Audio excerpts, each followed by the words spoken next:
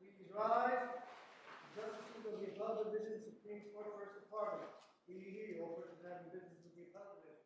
Draw near, give your attendance, and you shall be heard. Please be seated.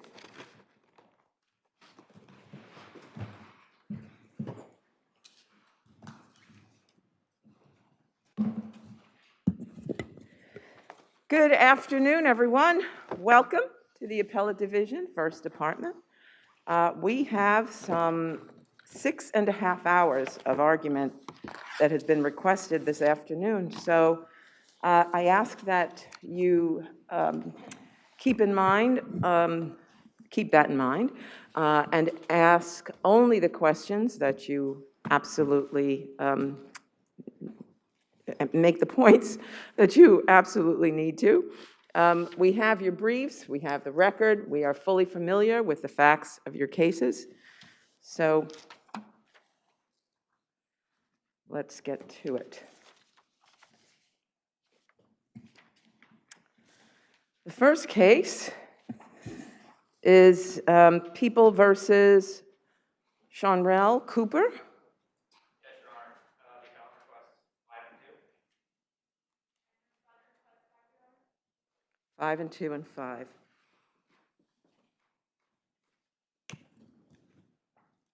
Adams versus Pilarte. Appellant 5 and 2.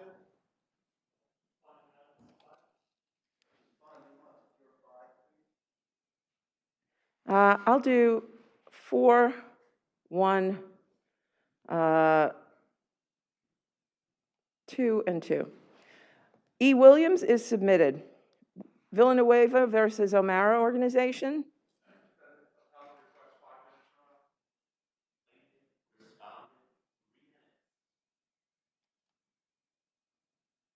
I'll give you 4 and 1 and 3.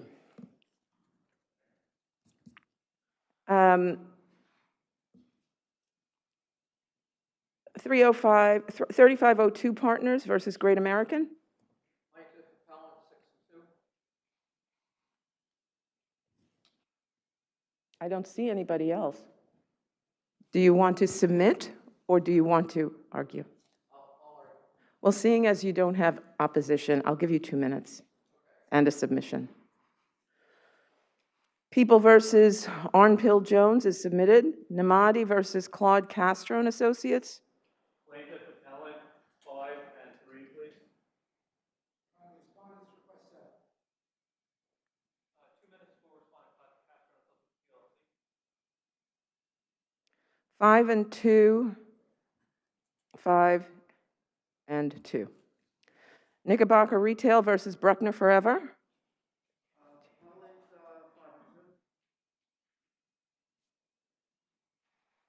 There's no respondent on this. Do you wish to argue or submit? Okay. Okay. Give you 2 minutes and we see how it goes. Padilla versus Hope West, 188th Street. Ellen, 4-1, please. 4 and 1 and 4. Please stand when the case is called, both parties. Makes it easier. R. Abdu versus Darlene H. Submitted. People versus Juan Reyes. Submitted. Samna versus Lifespire Services.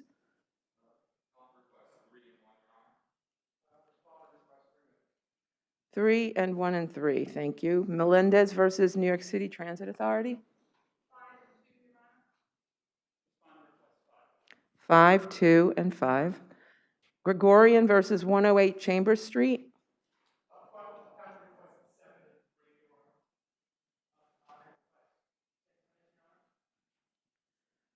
5 and 2 and 5. Wahid versus New York City Department of Finance.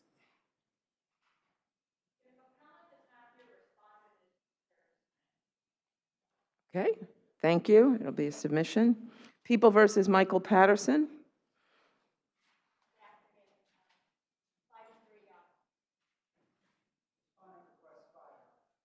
5, 3, and 5. Bronson versus Jacobs.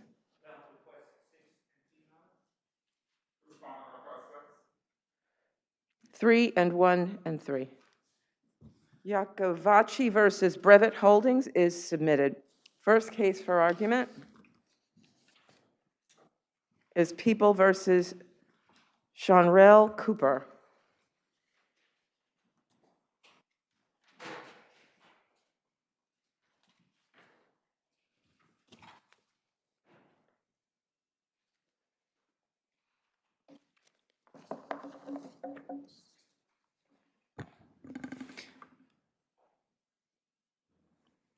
You may begin. May it please the court, I'm Joseph Rausch from Weil Gotchel Manges, and in conjunction with the Office of Appellate Defenders, we represent the defendant, Mr. Chanrel Cooper. This Counsel, court, with regard to the question with regard to the juror, first issue, did the judge make a credibility determination there, given what was stated by the juror? Was that a credibility determination that the judge made that we're not in a position to review? So, Your Honor, while the judge did make credibility determination, it was never should have gotten to a deferential point because the juror never expressed the bias required under the rule that would lead her to need to be questioned about her ability to serve. Well, didn't she repeatedly say that she couldn't reach a verdict? She would want to ask more questions, even after hearing all of the evidence? She said things like that, right? Well, what she did say was that she would weigh the facts absolutely, and that she would try to reach a verdict to the best of her ability. She never explicitly said that she could not reach a verdict. What she did say was the three most important things were that she would absolutely weigh the facts, which is exactly what we want from a prospective juror, that she would try to reach a verdict, and that she would not enter any deliberations with any preconceived notions or judgments. That's exactly what we're looking for in a prospective juror. While it's certainly true that she might have expressed some difficulty in reaching a verdict, she never said she couldn't do so. And the Court of Appeals and People v. Arnold have said that every time a juror enters that room, they'd necessarily bring with them their background. So did the court ever say to the juror, ask the juror, can you be fair and impartial in making this determination? Was that question ever specifically asked? The judge did ask whether or not she could be fair and impartial, and she responded that it would be very difficult for her to reach a verdict. However, she never explicitly expressed bias, which again, under 2720.201B, that's what's required for a juror to be struck for cause. So I want to ask you about the testimony of the officer with regard to the video and the well, there are a few issues with regard to that. We have first the past recollection recorded where there were statements that should have been redacted that weren't. Did you preserve that issue? I think we did preserve that issue, Your Honor, although to be certain, those notes were never handed to the jury before the conviction of my client. So that was I mean, not, the jury never saw that piece of evidence? Is that what you're saying? they didn't see the piece of evidence before convicting my client. However, those notes were not contemporaneous, and that's the issue that was preserved and that we argued in our briefing. And more importantly for the detective's testimony is that a detective who did not know the defendant any better than the jury could have over a week-long or more than a week-long trial was allowed to ID that defendant in the video, thereby eliminating the jury's ability to make that determination on their own. Was there any change in the defendant's No, Your Honor, there was no change. appearance? There's no change, and those are the 3 requirements for a lay opinion testimony for identification to be allowed. That is, 1, the officer has some knowledge that the jury would not be able to know about. 2, there's some change in the defendant's appearance. Or 3, the video was so of marginal quality that it was impossible for the jury to make the determination. And in this particular case, the detectives, they had never even seen the defendant. Sometimes it happens that they know him from the community, or they've had a run-in in the past, and that sometimes comes out. But in this case, this was the first time they ever saw this defendant. That's correct, Your Honor. And also, I'd mention the only time they met, especially both detectives, was when they arrested them. If that were the standard, then every single police officer in the country would be able to identify a defendant in a video, which is plainly not the standard of the rule. Counsel, why isn't that harmless error?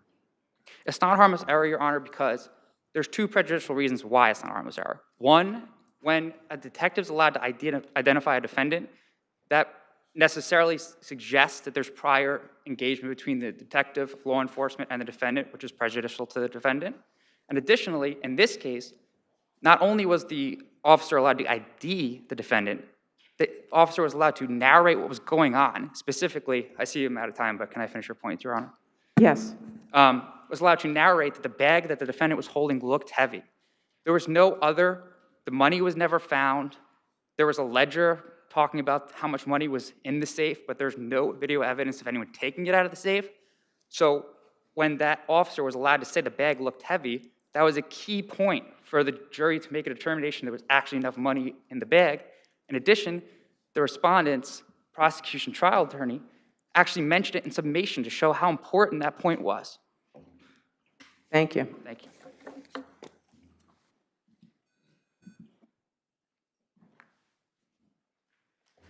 Good afternoon, Your Honors. Noreen Stackhouse for the people. This was Counsel, if we permit the excuse or the explanation that was given by the juror, are we creating a special exception for journalists here? I don't think so, Your Honor, because there might be a journalist that, despite their training, can reach a verdict and weigh the facts and actually come to a verdict. This juror clearly did not want to sit on this jury and made abundantly clear that there was a substantial risk that she would hang the jury. So then wasn't this more about just not wanting to sit on a jury and get out of jury duty? I think it's as opposed to having, real issues with what the purpose of the jury was? I think it's completely possible, but based on the record, and 4 attorneys questioned this woman, as did the judge, and she was never able to say definitively. She didn't even say, I think I might be able to reach a verdict. She just said, shaking her head, as they noted for the record, that it would be profoundly difficult for her to do so, that journalists don't reach verdicts, that she But journalists write opinions all the time. Verdict is no more than your opinion based on the facts. She said she could weigh the facts. She never said that she wouldn't follow the law. She did say she would weigh the facts. She just said, she never said she could actually come to a verdict based on the facts before her. But she never said that she couldn't come to a fact. She couldn't reach a verdict, right? I mean, she didn't say, I can't reach a verdict. She didn't say, I have some religious objection. She said it was profoundly difficult. I don't know that that's a bad thing when you're sitting on a jury. It shouldn't be necessarily easy. So I'm curious as to whether there's really anything here, if we find this, if we're really just creating an exception where people can come in and make those statements. I mean, as far as the legislature is concerned, there's no one who's exempt from jury duty. Right. I mean, you might be creating that exception, but I don't think that in this case, this judge could have sat this juror because she made it clear that she was going to hang the jury. Moving on to the video, this wasn't the type of case where identity was contested and there was surveillance video of a crime and the only evidence of identity was a police officer naming the defendant as the person he saw in the video. Defendant actually never contested his identity in this case. His attorney actually said in his opening statement on page 42, before there was any ruling on the issue, that defendant walked away with a bag. He conceded that. That's probably because you can see in the MTA videos, I direct the court to people's 10D and 10I specifically, you can see defendant's face. Well, counsel, the testimony that the officer gave narrating what was occurring in the video compounded with the notes that were unredacted, being allowed to be submitted into evidence unredacted. Why, together, those things, why isn't that harmful as opposed to harmless? It's not harmless because you can actually see defendant's face in the videos. The jury could watch the videos themselves and determine whether they agreed with what the detective saw in the videos. But that's supposed to be the exclusive right of the juror. It's the jurors who are supposed to be making those decisions. It's their exclusive right. We're not supposed to touch that at all. And now that very issue that the jury is supposed to decide is taken away when a police officer can get there and give essentially his opinion as to what it all looks like. I mean, he was only asked what drew his attention to the video. He could have said, I saw people moving around and pointing in different directions. He actually reached a conclusion that he thought they were giving directions. It was to show, and this is what the limiting instruction reflected, because the defense. But there are attorney some times said- when limiting instructions just aren't enough, when you're reaching into an area that's not necessary. Of course, but it was in response to each of the defense attorneys questioning the other detective extensively about the depth of their investigation, who they interviewed, why they only interviewed certain employees, and basically this was a response to that, him saying, this is what I saw in the video, and this is why I trailed this individual, this is why I got the phone records, and this is why I narrowed my investigation to this specific person. And it wouldn't be enough for him to say that my attention was drawn to that, and I did all of the things that you just said because they were pointing all over the place. That's why my eyes led to them. And from there, is that not sufficient? I think that's essentially what he said. He was drawn to this I don't think so. individual. I think he reached that conclusion that there was that they were giving directions, I believe. Anyway, He are there any said- further questions? I'm sorry. Could I finish my harmless Sure. error point? There were also the phone records that put him at Grand Central during the time of the theft. He communicated, he called the other individual who was present there, who worked there, 9 times in that little 10-minute period that you see the person walking to and from the Hale and Hardy. Defendant called the private Hale and Hardy line that was known only to employees, even though he wasn't an employee, and taxi records show that Melvin Baddies called a taxi from defendant's address an hour and a half after the theft. Any And further? he fled. Are you finished? Excuse me? I asked you if you had finished. Didn't want to cut. If there are no further questions, Any further questions did you have? okay, thank you. Okay, thank you.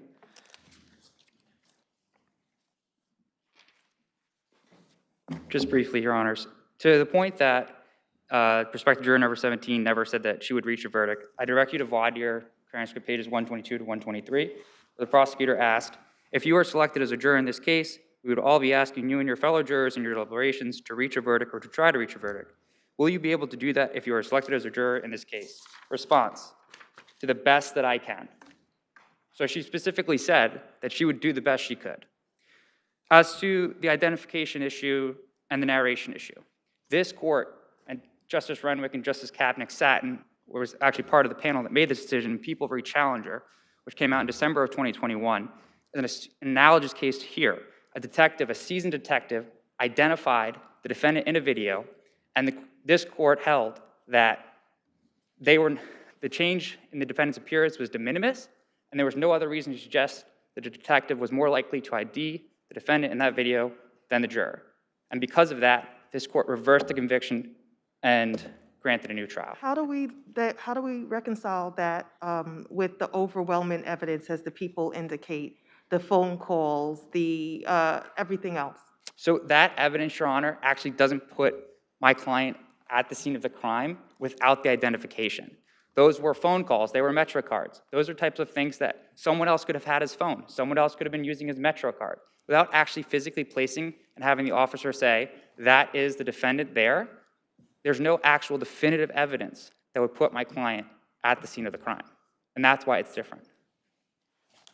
And if there's no further questions, we rest on the remainder of our brief, and we ask for a reversal.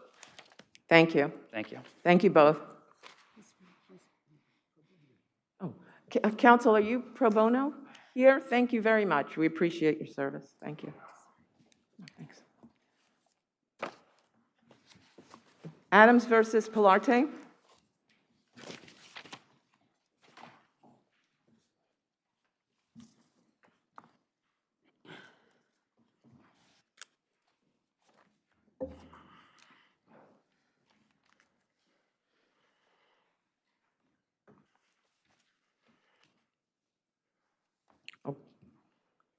Okay, you can sit right there. Yeah, either one, sure. Good afternoon, Your Honors. My name is Elliot Zucker from Aronson, Rappaport, Feinstein, and Deutsch on behalf of the appellant, Bronx Lebanon Hospital. I just want to highlight two of what I think are the most important issues in this appeal, or the two most important questions. The first concerns the question of why the plaintiff, knowing full well that Montefiore had already been certified as a federal employee, would not serve its amended pleadings on the United States Attorney's Office.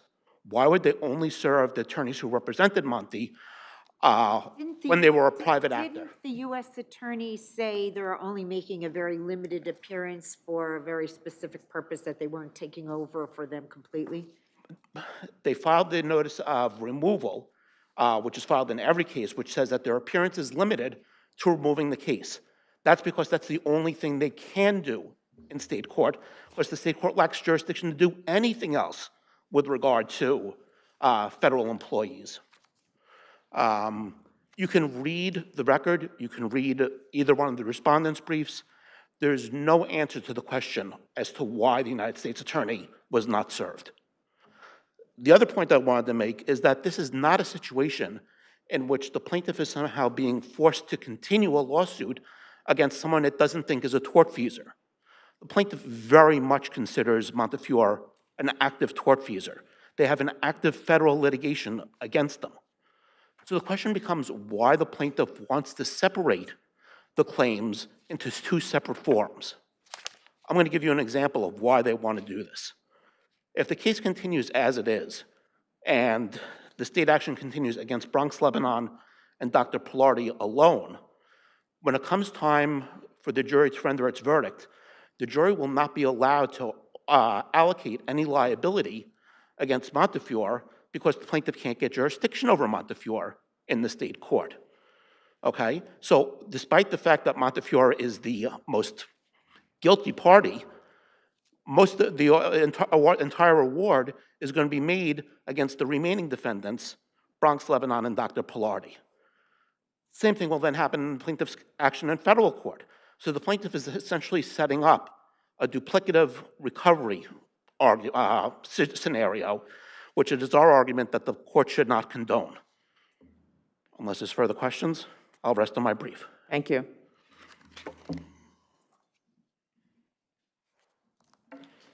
May it please the court, Jeremy Hellman, Rangel, Jeffrey Rufo, and Plotkin for plaintiffs' respondents. What we just heard is a presentation regarding motivations, casting aspersions, but not... Counsel, is there any question but that the claims are governed by the Federal Tort Claims Act? Any question that what? With regard to whether the Federal Tort Claims Act is applicable here and whether Monty has been found to be an employee. Oh, yes. They absolutely have been found to be an employee. We have that by Judge Forrest already from the Southern District, and that's why we have a case against them in the Southern District. However... So then Yes. Yes, so then why bring this action here? Why continue this action here? Well, there's no jurisdiction over Bronx, Lebanon, actually, in federal court, and there's really no necessity. No, I'm not questioning Bronx, Lebanon, I'm questioning Montefiore. Right, Montefiore should not be in the state court. We only included them in the amended complaint because we felt constrained to, based on the language of the order directing us to file an amended complaint. So we did, and then we promptly said to them, hey, here's your civil discontinuance, you shouldn't be here, this is really improper anyway, and that's why they should be dismissed. What about the appellant's argument that taking Montefiore out of this case prevents them from seeking judgment against them as they are the guiltier party? Well, that's something that can be dealt with later because there'll be apportionments and there'll be a further case perhaps down the line when they can seek apportionment. But really, there's nothing that can be done at this stage. The court is constrained, and the court was previously constrained. It was absolutely necessary because there's no jurisdiction over a federal defendant in state court. They have to be gone. The court dismissed them. What happens next? That's another question. What do we do? Well, that had to be gone from this case. That's the bottom line because 28 U.S.C. 1346 says there's no jurisdiction over the federal defendant in the state court, so they had to be removed. They had to be, dismissed. And once they're dismissed, then we discuss. We'll see Thank what you. happens.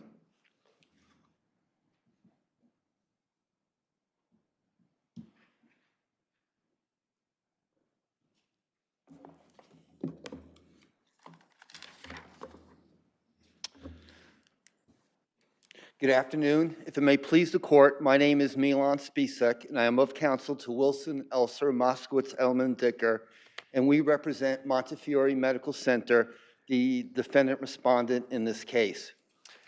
Everyone seems to agree that Montefiore, when declared a federal employee by the United States Attorney's Office and federal judge Catherine Forrest, grants the United States motion to substitute the United States as a party defendant in place of Montefiore, then Montefiore belongs in federal court. But the very narrow issue is whether Montefiore can now magically make a return trip to state court after being made into the United States in federal court. And very respectfully to my colleague, the appellant, the answer is no. There's no need to look any further than the United States Supreme Court ruling in Osborne versus Haley, when on page 243, it's explained that when the United States Attorney certifies the scope of employment, triggering the case to federal court, at that point, federal court is exclusively competent, and I quote, categorically precludes remand to the state court. So what difference would it have made whether you had served the U.S. Attorney or not, which was Mr. Zucker's first point? It would have made no difference because we are representing Montefiore in the state court. And I think the important point to remember is that Judge Higgett came to three different conclusions as to why Wilson Elser can represent Montefiore in state court. And that case law was never challenged by Bronx, Lebanon, either below or to this honorable court. And the 3 points was that, first of all, that when the United States Attorney submitted their notice of removal, it was for the limited purpose of removal. They were only making a very limited representation in state court. Second, Wilson Elser was never substituted in a manner comporting with CPLR 312B. So according to the holding in Farage, Wilson Elser can continue to represent Montefiore in the state court action. And third, according to holding in Slutzner, it would be the United States Attorney which has no standing to represent Montefiore in state court because they have not been properly substituted. Thank you. Thank you.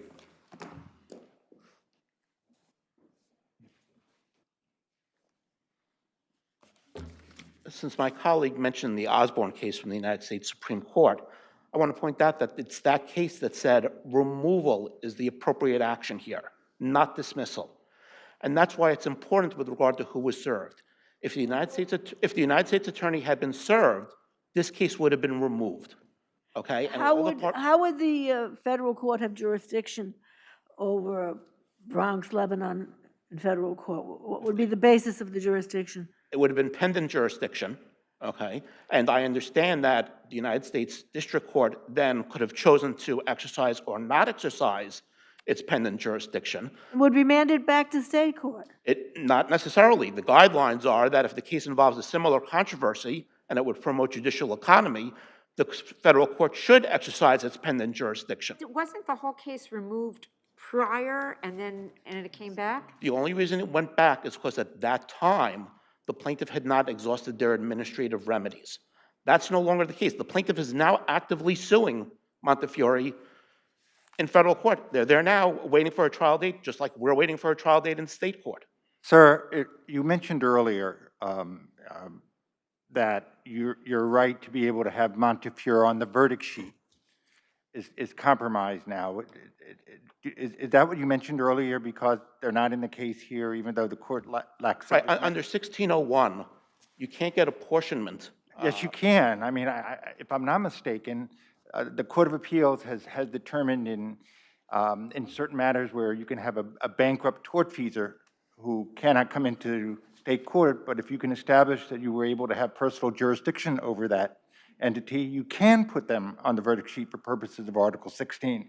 So under these circumstances, if they were able to have personal jurisdiction over Montefiore, even if they weren't in the case, you would be able to put them on the verdict sheet and allocate fault. But in this case, because everyone agrees that Montefiore is a federal employee, they can't get jurisdiction over them.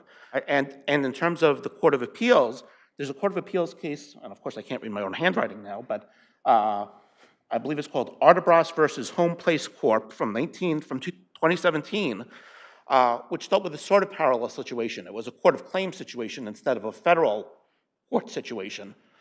But the court said that because you can't get jurisdiction over the state in our Supreme Court, it has to be in the Court of Claims, there's no apportionment. This is the same kind of thing I would submit. Thank you. Thank you. Thank you both. Thank you all, I should say. Villanueva versus O'Mara Organization.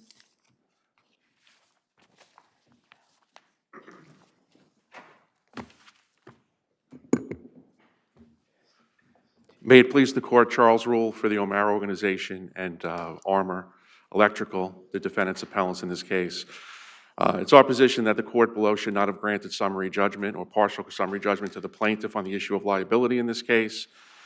Plaintiff had the prima facie burden of proof of showing that there were absolutely no questions of fact in order for him to get the granting of summary judgment. Our position is that O'Mara was the general contractor on this job, and as such, we did not owe a duty to the plaintiff necessarily. There was no privity with the... Are you saying, well, let me ask you, are you saying that the labor law doesn't apply here? Plaintiff didn't make a motion under the labor law. He made a motion on the negligence theory. Didn't they also make a motion under Labor Law 200? They did, but that's just a codification of general principles of negligence. Okay, well, under 200 and under the common law, if there's a dangerous condition, and if you had constructive notice of a dangerous condition, you would be liable, wouldn't you? Well, I think that's a significant point to raise, Your Honor. I think we raised it in our brief. There was no constructive notice here. If you looked at the video, someone is bringing in conduit piping into the basement level of a building, and as they lay it against the wall... Yes, I saw the video. I looked at it. How is that constructive notice as to us, as to the O'Mara Organization? So then O'Mara hired the electrical company, and they were aware, they didn't make any other means for the electric company to get their work through, right? They knew that the company would be bringing everything through the elevators, and that's how they were going to get to the 10th or 11th floor?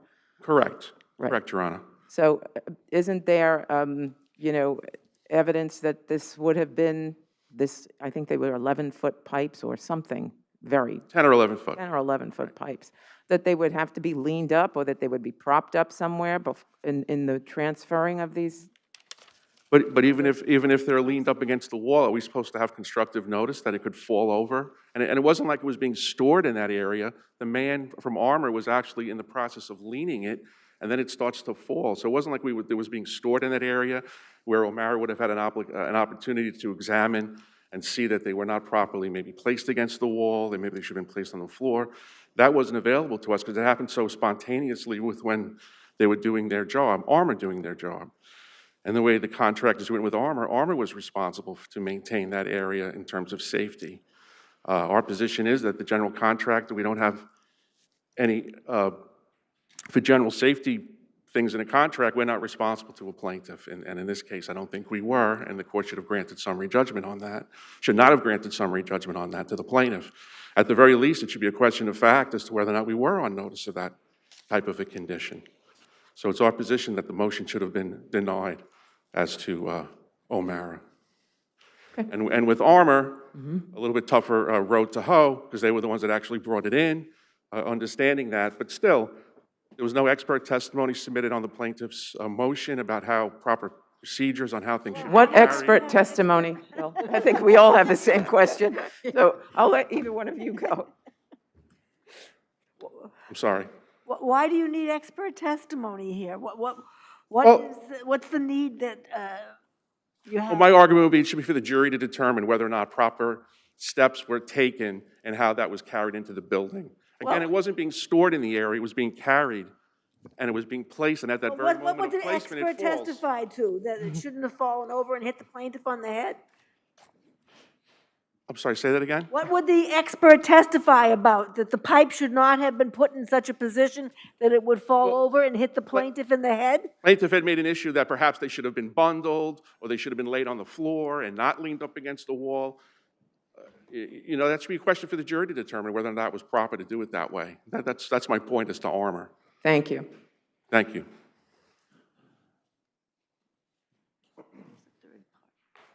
Good afternoon, Your Honors. David Engelscher here. I'm here for the plaintiff respondent in this case. The judge in the motion court did not make a mistake here. Clearly, as to Armor, the videotape shows a man who did not know what he was doing, was allowed on this site, brought in several sticks of EMT, the electrical magnetic tubing, metallic tubing, and just left them on end against the wall. So clearly that was a mistake, and that was... How did you show the notice to O'Mara as the general contractor? Well, Judge, that's a great question. There are two defective conditions in this case, Your Honor. One is the unbundled, unsecured pipe, and the other one is the failure to place somebody with knowledge in the area to make sure that when somebody brings in materials, they put them the right way.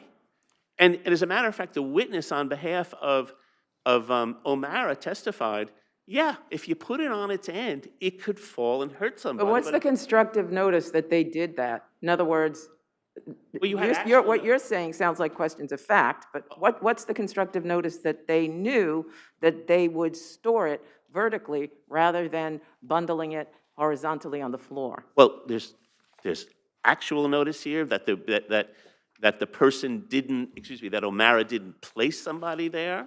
There's actual notice of that because they made that decision not to put somebody at this important spot. And Your Honor, you have to remember here, the only way materials, men, and equipment could get up to the work site was on this freight elevator. I think I said that earlier. To him. Yeah. So there must have been... I get that. They should have made a decision or recognized that this is a strategic place and we must put somebody there. The failure to put somebody there was the negligence, and the decision was actual notice. It's actual notice. They didn't know specifically, was somebody going to come in and bring pipes and lay them up on it? But what they did know was that all materials were going to come through the basement and go up into the elevator that Mr. Villanueva was going to be operating that day. So it's... You're the attorney for the plaintiff, am I correct? I'm sorry? You are the attorney for the plaintiff, am I correct? I am. Did you plead 240 sub 1 of the labor law? We alleged it in the bill of particulars, yes, but the motion was made strictly on negligence, Your Honor. So is 240 sub 1 still in the case? In lower court, there's a motion to re-argue, and I alleged it, yes, but in terms of the motion that's at issue here before you all today... I know it's not in our appeal. Yeah. Correct. It's not in your complaint. You said it's in your bill of particulars. That would lead me to believe that it's not in your complaint. It's in the complaint. It's in the bill of particulars, but the case was prosecuted and the motion was made Our motion for We summary judgment understand that. that's before you today is solely based on negligence. Thank you. Okay, thank you, Your Honors. Have a nice weekend. Just as a point of procedural, there is a motion for summary judgment that was made, because plaintiff made his motion before the note of issue was filed. So defendants then moved for summary judgment dismissing the labor law causes of action as on behalf of the owner and O'Mara as well. So that's still out there. But in terms of what's before this court, trying to make out a notice argument, because we shouldn't, in plaintiff respondent's papers, he said if the right person was there at the right time. I would argue, again, this was not a storage issue.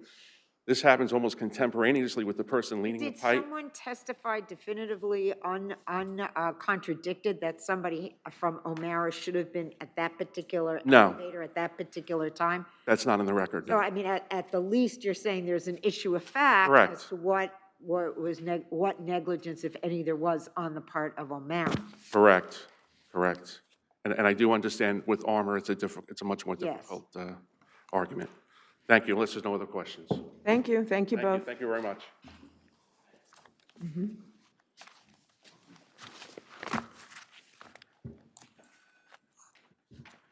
3502 Partners versus Great American.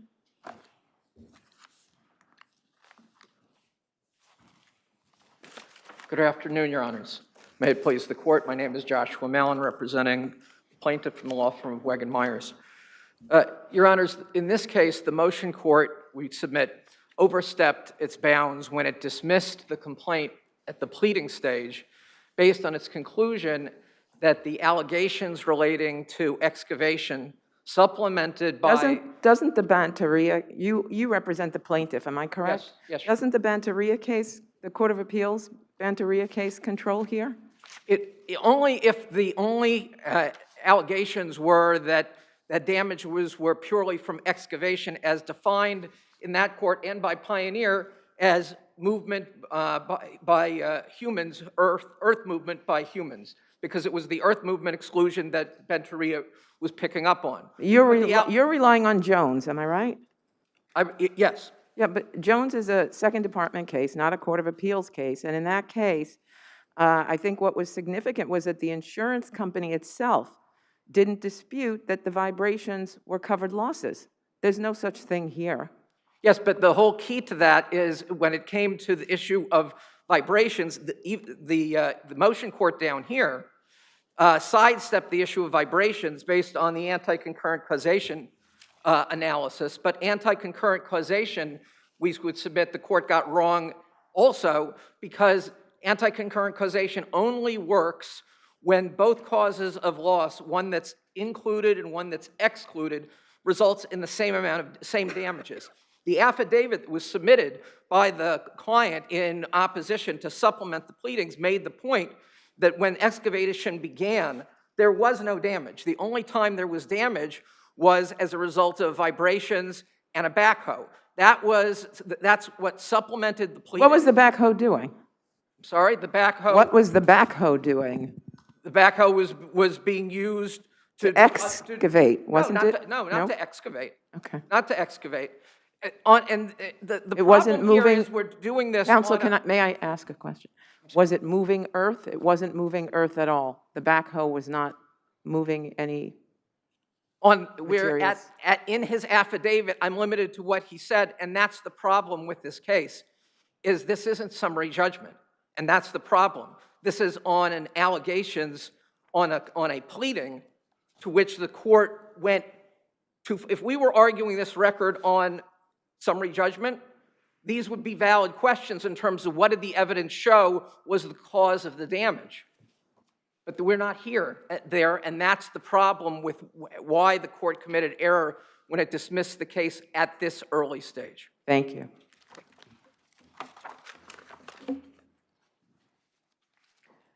Namadi versus Claude, Castro and Associates.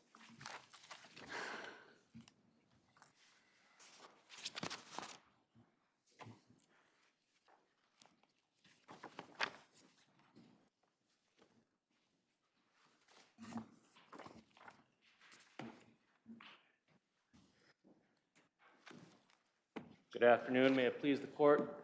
David Tyler, on behalf of Plaintiff Appellant. Yes. Counsel, you go ahead and get ready, and I'll ask you a question. Thank you. Okay?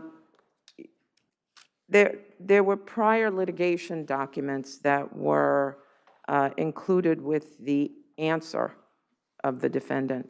And I want to know whether or not those documents point out the insufficiency of your pleadings. And They do the not, Your complaint, Honor. and whether they refute them. Okay.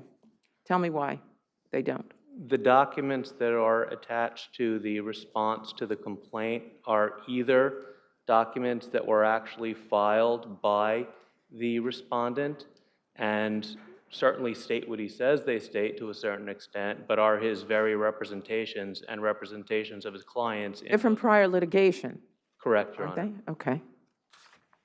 Those documents also include excerpts of transcripts that similarly do not actually state what they're purported to. For example, one is purported to hold that our client committed perjury. That is certainly not stated in that transcript.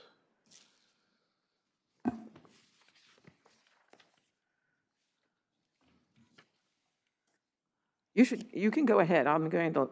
Very good, Go thank through my you. This notes, is but a you should matter continue. for violation of judiciary law, section 487, which is conduct of an attorney with deceit with intent to deceive the court or any party. That deceit does not have to be successful. Counsel, the intent and the intentional deceit that you're alleging, why aren't these conclusory allegations? I mean, they read conclusory. There are not conclusory allegations, Your Honor, respectfully, both because of the sheer volume of separate acts, separate conduct within separate cases, underlying actions, and then also because of the extremity of certain of those allegations of deceit. And there's case law supporting a finding of intent in both of those situations. There is no need for serial conduct. Even a single act of deceit is sufficient. So isn't the standard pretty high in these kinds of cases, as recently found by us in the Facebook versus DLA Piper case, that your pleadings have to, or your allegations have to show egregious conduct or a chronic and extreme pattern of behavior on the part of the defendant attorney that caused damages? And is that, where do we have that? Where do we find that in this case? So, Your Honor, if I may, I think there's two things that were addressed in that. One is damages, and it's been held that attorneys' fees are adequate to support damages. In terms of the extremity of the conduct itself, that is both supported, again, by the amount of different actions in which it was occurred. And also, I apologize, but I'll highlight one where it's alleged, and of course our client is alleging that this is a false statement, that our client stated, I apologize, it's somewhat offensive, that Hitler should have killed you, Hitler should have killed Jews like you, and Hitler should have killed all Jews. The statements. That very statement, alleged statement, is the basis of a lawsuit that was dismissed against our client, filed on behalf of one of the respondent's prior clients, and of course signed by the respondents as well.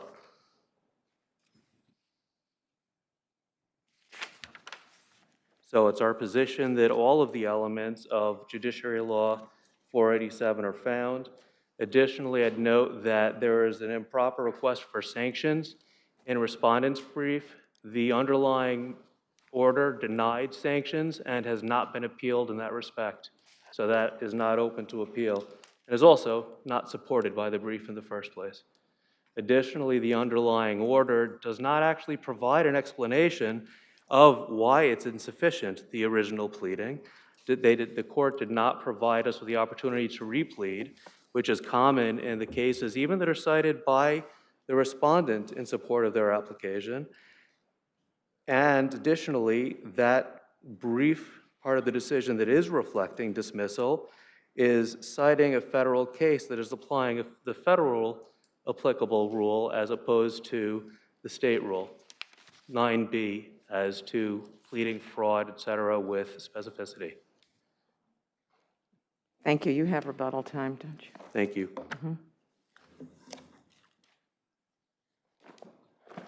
May it please the court. I am Claude Castro. I'm appearing today pro se, in part to answer any questions that you have about any of these allegations. But the argument that you've heard and the brief that they submitted, Your Honors, is basically up is down, down is up. Don't trust what four judges of the Supreme Court ruled in connection with the cases that they're complaining about. And that is the documentary evidence that Your Honor referred to. And significantly, when this action was started, I sent a 10-page Fair Harbor letter to counsel's partner, setting forth in great detail every aspect of the cases that they refer to. I quoted from decisions of the court in each of those cases that showed that their claims are completely baseless. I gave them the opportunity to withdraw. They chose not to. The judge below dismissed the case and, quite frankly, gave them a break by not sanctioning them. But yet, they took the same arguments and now come before you with the same regurgitated arguments that, in fact, contain lies. Mr. Castro, just to be simple about it, in the prior litigations where you represented the non-party clients, it's fair to say that the appellant did not win in all those cases. It was not a total win on their behalf, correct? Your Honor, he lost. They won on 3 out of 4 cases. The Ostet case, where there was a claim that his client took $400,000 in cash from my client, he denied it for 10 years, under oath. It went to trial before Judge Marcy Friedman. She had an opportunity to see these witnesses, and she made a finding that she believed my client, Mr. Ostad, that he gave him the cash, and she made a finding that she did not believe Mr. Namadi. Now, I have stated that when someone lies under oath, that is perjury. Now, did Judge Friedman use the word perjury? No, but if you look at her decision, which is part of this record, she found that he lied and that his intent was to steal effectively $400,000, which he paid and which he gave a release. Now, the one case that we did lose, Your Honor, involved Judge Oing. And if you read what he said, Judge Oing, at the end of the case, he said that both counsel, and it wasn't their firm at that time, it was Rifkin Radler, did an excellent job. And quite frankly, I was surprised because out of the blue, Judge Oing says at the end of the trial, I have to say that both counsel did an excellent job, that they went in there, did what they had to do, and it's one of the best trials that I've tried. No one asked them to do that. Now, their response is what? Oh, you took 1 page out of a transcript. We don't know. If you read what he says in his brief, it is really, I wish he could explain it to you. He says something to the effect, referring to that 1 page, quote, clearly, the partial transcript does not constitute documentary evidence proving that the alleged events did not occur, particularly when fabricated by Castro. The absence of evidence is not evidence of absence. I have no idea what that means, but this is an argument they raised below. You gave 1 page. So what did we do? We put in the entire transcript of the judge's decision below. And Your Honors, it's in the record. There's not 1 word by Judge Oing saying that my client fabricated facts with me, which is what they allege. Not 1 word. We lost the case, true. But nowhere in that decision did the court say that I committed fraud. And how dare they say that I made up facts with this witness under a verified complaint? Now we go to Lotan. Lotan, during an arbitration proceeding, was told, in a verified pleading, by the way, I don't give complaints that are not verified like they do. Mr. Namadi didn't verify the complaint. Mr. Namadi did not submit a single affidavit. And in Lotan, Mr. Lotan made that allegation, and there were witnesses. Now, they say in their decision, the judge below made a finding that we couldn't prove this case and dismissed the case. I don't know what record he's reading. The court said, Deborah James, and it's in the record, he doesn't refer to it, that even assuming those facts to be true, she said, under her opinion, that they didn't raise to the level of the case. Now, I disagree with it. We could have appealed it, but she didn't say that we lied. And their theory is that because I signed a complaint which was verified by my client, that's fraud. And if that's the law, Your Honor, every lawyer in this courtroom, whoever filed a complaint and lost a case, is guilty of fraud on the court. Thank you, sir.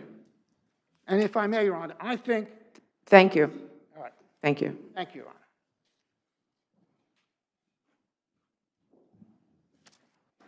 Good afternoon. May it please the court. I am D. Paul Martin, counsel for respondent Claude, Castro and Associates, PLLC, and I just want to quickly add, I won't take much of the court's time, that as was alluded to earlier, similar to a fraud claim, a claim under Judiciary Law 487 does have a heightened requirement requiring particularity, specificity, particularly with regard to scienter, intent to deceive, collusion. The record here demonstrates that the complaint is not supported by any plausible factual allegations supporting a 487 claim. In fact, the record is full of documentary evidence demonstrating that the allegations, which are really misstatements of fact, mischaracterizations, and conclusory statements, are completely flatly contradicted by the documentary evidence, including court decisions, court orders, verified complaints. I think it's required here, as the court below did, to dismiss this complaint on the merits, on the documentary evidence, and the appellant should not be given the opportunity to replead, as the documentary evidence establishes there really is no claim here. And I'll rest on the briefs. Thank you. Thank you.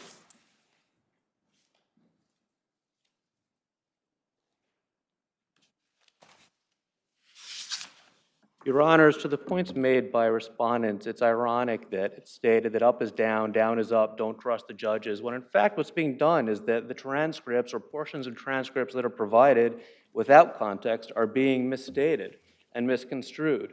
For example, as to the transcript that's included at the record at or about record page 89, it expressly says that Mr. Namadi, that is the appellant, also gave credible testimony. That is not a finding in any way that Mr. Namadi committed perjury. Of course, there's findings for and against Mr. Namadi and the other party in that lawsuit, but the complete misconstruction of that transcript to say that it's a finding of fraud is in fact a fraud.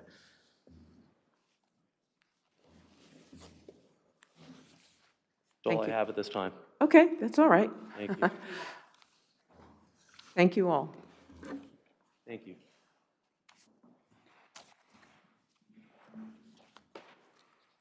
Knickerbocker Retail versus Bruckner Forever.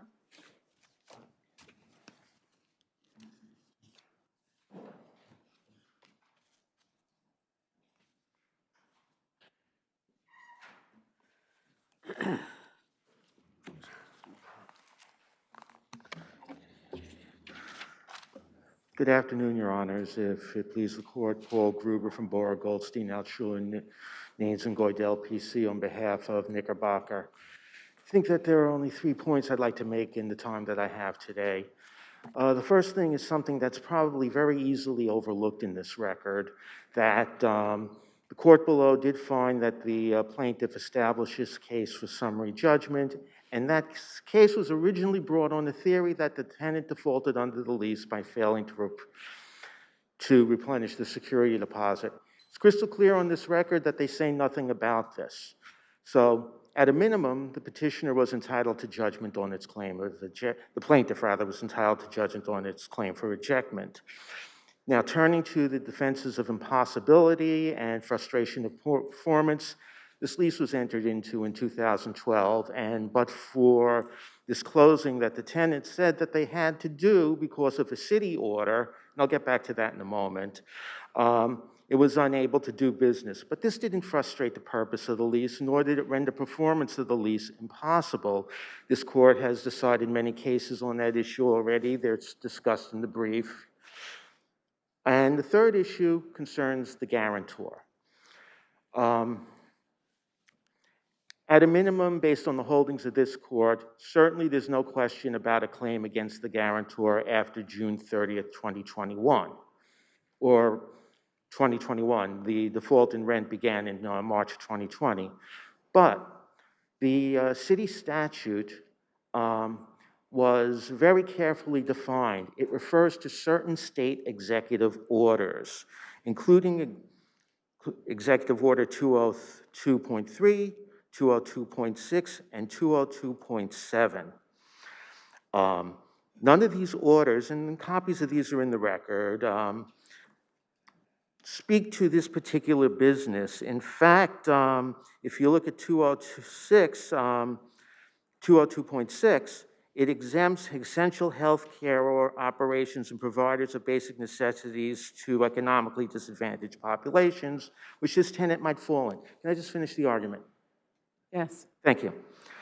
I'll give you 30 seconds, 30 more seconds. Sure, I don't think I need it. Familiar with the facts. Right.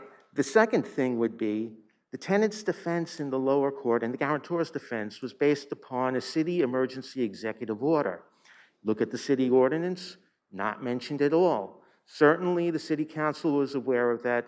We suggest that the exclusion was intentional and that that doesn't apply to the defense. And we'd also point out to the Department of Health guidance, the economic development guidance, which basically said that, in contrary to the city order, that an elder care business was essential and thus could continue business during this unique time, which we hope we all don't repeat. Thank you very much. Thank you. Padilla versus Hope West, 188.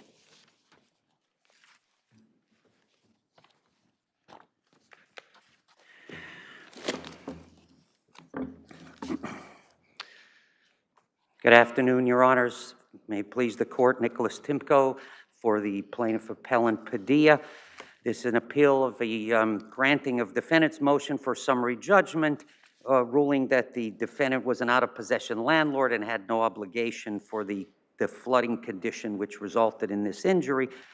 The plaintiff in her lower court and in appeal have pointed out that it's well-settled law under Takach versus Montefiore and then Worth Distributors, the Court of Appeals cases, and this court has held it in Bonifacio, that multiple dwelling law 78 creates a non-delegable duty. This is a residential complex. It's in the lease, clearly identified by the landlord in there.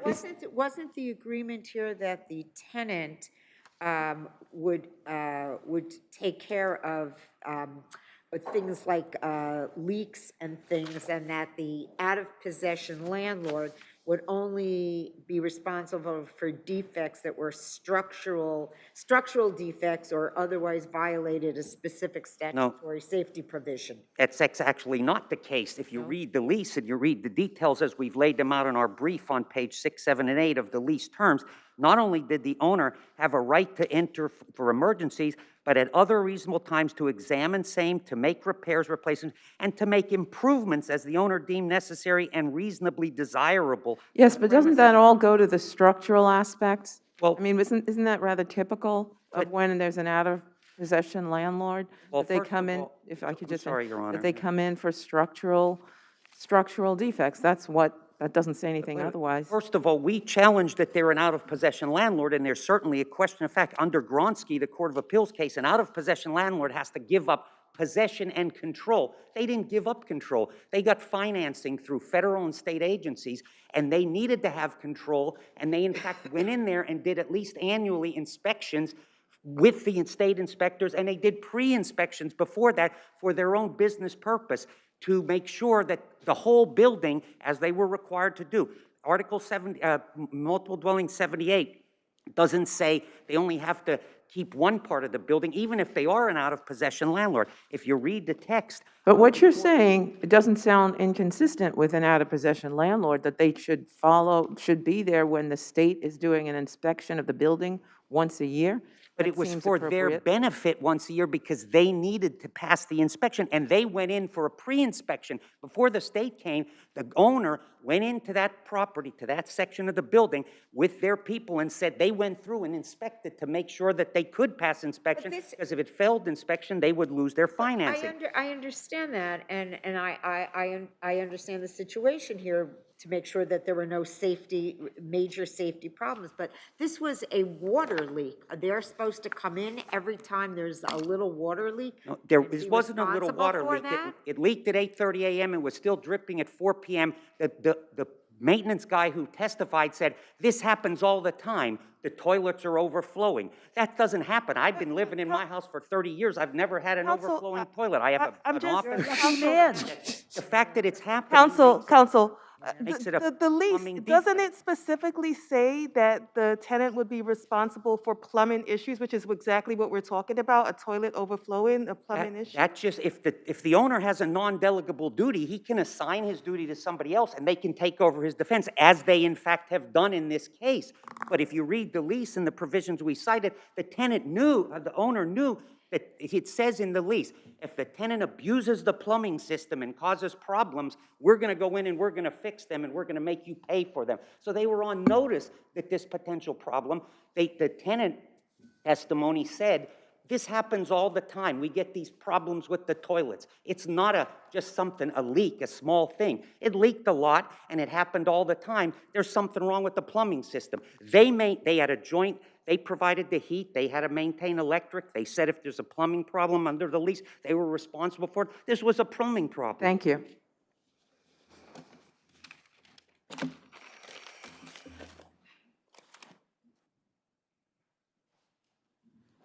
Thank you, Your Honor. Thomas Gentile of Wilson, Elser, Moskowitz, Edelman, and Dicker. Counsel, can you just pick up where your adversary left off in terms of the plumbing that in question here? Did the lease require the landlord or the tenant to be responsible for it? Your Honor, we've got a lease provision stating that the tenant is responsible for repairs. We've got a lease provision stating that the tenant is responsible for keeping the premises safe. Look to the Guilby case where this very court held that such lease provisions give rise to out-of-possession status. This is a routine slip-and-fall case with an out-of-possession landlord. Does it matter that this toilet or this plumbing constantly overflowed and he's arguing that that's the notice, that they knew, and that's what takes it outside of the lease? Is that correct? No, Your Honor, that's because the toilet overflowed that very morning, and the cases that the appellant cites for the concept of constructive notice, the Tock case and the Worth case, involved situations with, I'm going to quote the Tock case now, long continued existence of a dangerous condition, or in the Worth case, a long-standing defect. This is a toilet that overflowed that morning. So that's, I think what he's saying is the toilet overflowed that morning, and at 4:30, it's dripping through the ceiling still. I mean, I don't think that the first time, I'm no plumber, but just in experience, I do not think that a toilet overflowing automatically causes water to be in this apartment or whatever it is beneath it. That doesn't happen every time a toilet overflows. So he's saying there is something structural, that this toilet overflowed and the water is still coming out at 4:30 p.m. There's got to be some other issue here. Either the toilet is overflowing constantly, there's a leak underneath, or something else, because water shouldn't come out at 4:30 if this happened at 7:30 a.m. The courts have held that the fact that the landlord maintains systems throughout the building, such as a plumbing system or a heating system, does not deprive the landlord of out-of-possession status. And if there's one case that I cite in my brief that I would want to draw the attention of the court to, it's the Del Rosario case, 266 AD 162, from this department in 1999, dismissed an action brought by an employee of a tenant against the out-of-possession landlord because, I quote, a leaky toilet does not constitute substantial structural defect, and a substantial structural defect that is also in violation of a specific statutory safety position is what is required to hold liable an out-of-possession landlord. And what about his claim that he really isn't an out-of-possession landlord because he's still raising funds and things like that? If you look to the Gronsky case, which holds that you look to the lease provisions and to the course of conduct of the parties, there is nothing, I've already spoken as to the lease provisions, there's nothing in the course of conduct of my client that deprives my client of out-of-possession status. The annual inspections were a once-a-year thing with a preparation session beforehand. That is not Gronsky, where the landlord gave public tours of the leased premises and the landlord routinely conducted unannounced inspections. That's the kind of thing, according to Gronsky, that would deprive the landlord of out-of-possession status. This is a routine slip-and-fall case involving an out-of-possession landlord. The appellant has been very artful in trying to construe the body of case law concerning... I just want to ask you a question before your time runs out as to the case Yes, of Your the Honor. leaky toilet that was a slip and fall on the same floor, or the slip and fall that occurred on the floor beneath it because the toilet flowed through the ceiling down. There's nothing in the record that suggests... I'm sorry, Your Honor. Yeah, no, go ahead. There's nothing in the record that suggests that that is a structural No, my question was factually, is there anything in the record that describes whether or not that was a slip and fall on the very floor where the toilet leaked or a floor beneath? That was my question. I think it's in the record that it's the floor beneath, and I don't think it makes a difference, Your Honor. Thank you. Thank you, Your Honor.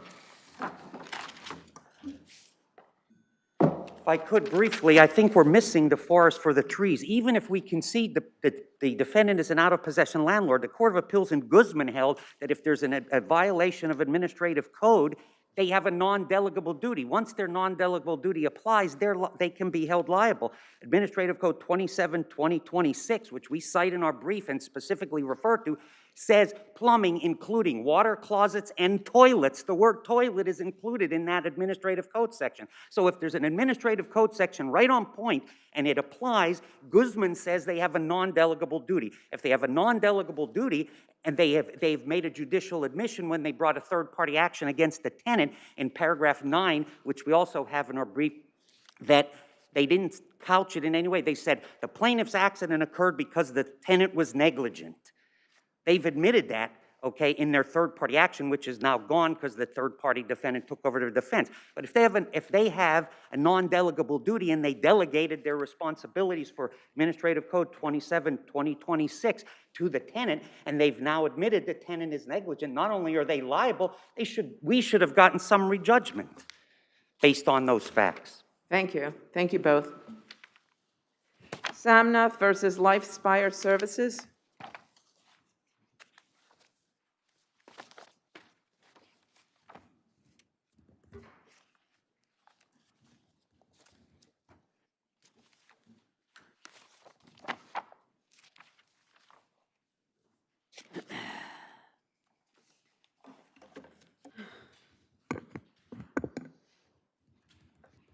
Good afternoon, Your Honors. My name is Eitan Ogun. I represent the appellants in this matter. This is a two-vehicle stop sign case. Defendant had the stop sign. My client was proceeding straight through the intersection at 20 miles an hour. The front of defendant's vehicle struck the side of my client's vehicle. And according to defendant, all she knows is she went into the intersection, and all of a sudden my client's vehicle, I guess mysteriously, according to her, appeared. She doesn't know where it came from, when it entered the intersection. She doesn't know who entered the intersection first. So it's our contention. Who had the stop sign? Defendants had the stop sign. My client did not have a stop sign. And that's undisputed in the record. There was some issue that the plaintiff might have pulled out of a parking spot. What weight should we give that? Well, that was speculation on their part. They never saw the plaintiff pull out of a parking spot. They said, I believe it may have happened. Like, it's very speculative. You know, we can't, we can't have issues of fact just based on speculation. Defendant Bennett, she was the driver, or was she the driver? I believe. Defendant was the driver, yeah. So she said something in an affidavit, I believe, that she stopped at the stop sign and she checked for oncoming traffic, but she did not see the plaintiff's vehicle until it suddenly appeared right in front of her as she proceeded into the intersection. Does that in any way fail to rebut the presumption of negligence? I submit that it doesn't, Your Honor, because And why? all it's saying is that she went in, she never saw plaintiff's vehicle, all of a sudden it's in front of her. You know, that is not enough to raise an issue of fact. She's not saying my client is speeding. She's not saying she doesn't even know if my client was in the intersection before her or not. All she knows is she failed to see him, my client, and then. She had the stop sign and and your client did not. Correct. And I believe that there are no cases where, you know, you have such of, you know, speculation about where the other vehicle came from and that summary judgment is denied. Thank you. Thank you.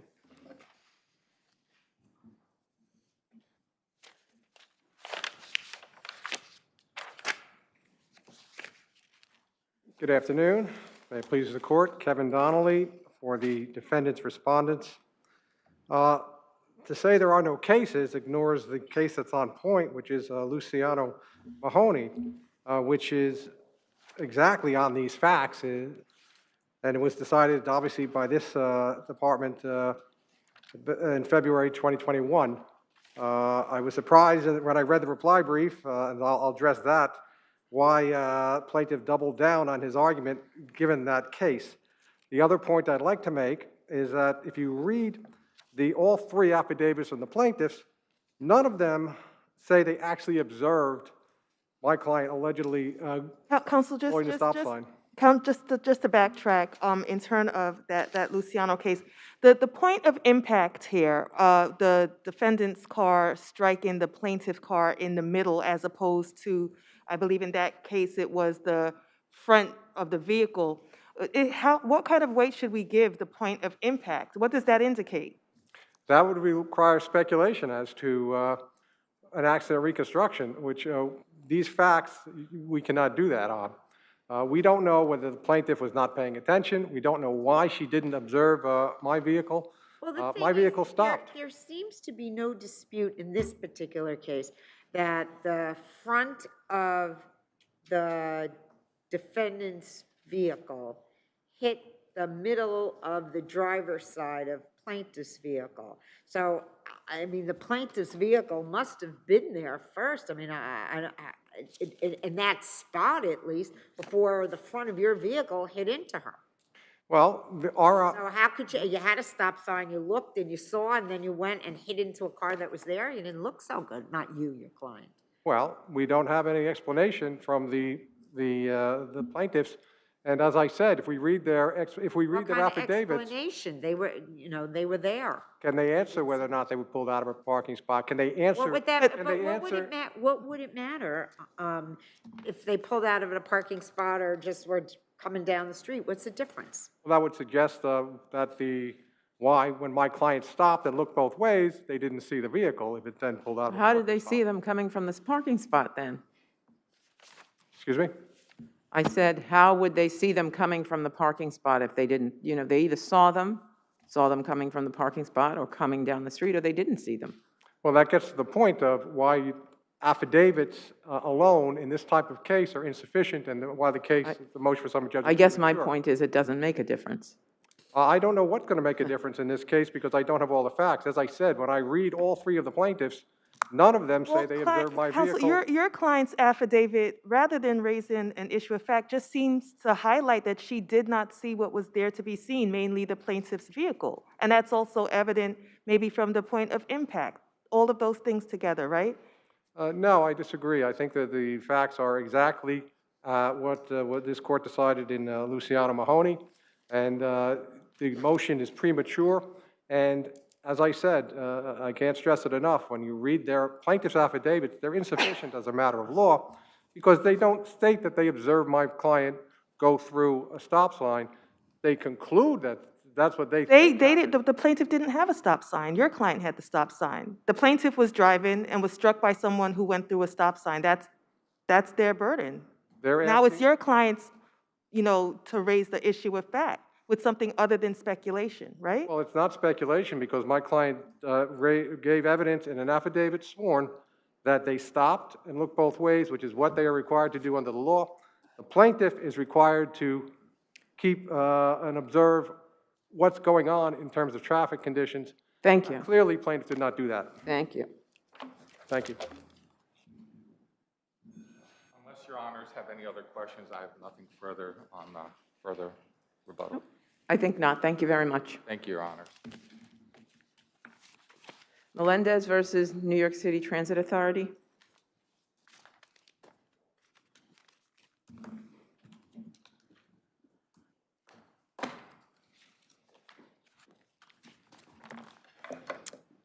May it please the court, I am Just Beth. hang on till he takes a seat. Okay. I'm Go Beth ahead. Kaufman, Schuman, Updike, Kaufman, and Gerber for Mabstoa and the Transit Authority. Good afternoon, Justice Shulman, Justice Kapnick, Justice Renwick, Justice Mazzarelli, and Justice Pitt. Good afternoon. This case is not about whether there were unwelcome comments made by a Transit Authority Mabstoa employee to the plaintiff. Here, the defendants immediately investigated plaintiff's complaint. Wait. I really, first of all, there are a couple of different ways that the NYCHA can be held accountable for retaliation, right? One is that it could have been that he had some supervisory role. And while, it seems to me there are questions about that since he had that role as a union member that sort of made him a de facto SL, what was it called? A surface line dispatcher. So there are, seems to me that's a question. Well, question of fact here. Justice Renwick, let me explain that. Okay. Mr. Aiken was a bus operator. I know that. Remember, this is not my first time on this case. I've Yes. been on every single panel thus far. Yes. And he also had a role in the union. The Transit Authority and Mabstoa did not put him in that role. He was a bus operator. There's no question in this record and no evidence in this record that he was in a position of being a manager or supervisor as a bus operator. The question is whether or not someone who had that role as a surface, as a union, SLD, I think. yeah, as a union member, then became a de facto SLD. That's the question. That is a question of fact, and it is in the record. Your Honor, I don't believe that the Mr. Aiken, as a member of the leadership of the union in that depot, became an SLD. Ms. Melendez was an SLD. No. I didn't say he became an SLD. He wasn't an SLD officially. It was a de facto membership he got or title he got, and that's the question. Let's move on to the next issue because she didn't report until 2012 formally. Yes. But there were reports from 2009. So. Yes, but they were not of sexual allegations. They were not of sexual harassment. There is ample authority in the record. So it was okay to, anyway, go ahead. That the prior complaints about Mr. Aiken were not sexual in nature. This indeed was the first time there were sexual allegations made, that he made sexual comments. And as soon as they were received, they were fully and thoroughly investigated. There's no dispute that the Transit Authority had training programs that they had. I have to say, my first question is, does it matter? If someone is harassing someone, does it matter whether it's sexual or otherwise, if it goes unaddressed? Yes, I believe that it does, Your Honor. There has to be some report of it. Well, I'm saying there was. Okay, go ahead. The prior complaints have to be of some sexual comments. Yes, you're right. The prior ones were not. The prior ones were not. The comments that were made between July and October of 2012, there is absolutely no evidence in this record that anyone had notice of them. Counsel, was there something in the record of when plaintiff did complain, she was informed by, I believe, an assistant general manager that his hands were tied, and then nothing happened, and then she went later on and complained again, and then that's what, so it wasn't necessarily immediate that there was some No, action taken? Your Honor, I believe that Ms. Aiken reported orally on. I think you're talking about, yeah, I'm she's, sorry, yeah. I know Ms. Aiken also. Yeah. Ms. Melendez reported orally on November 28th, 2012, to an assistant general manager.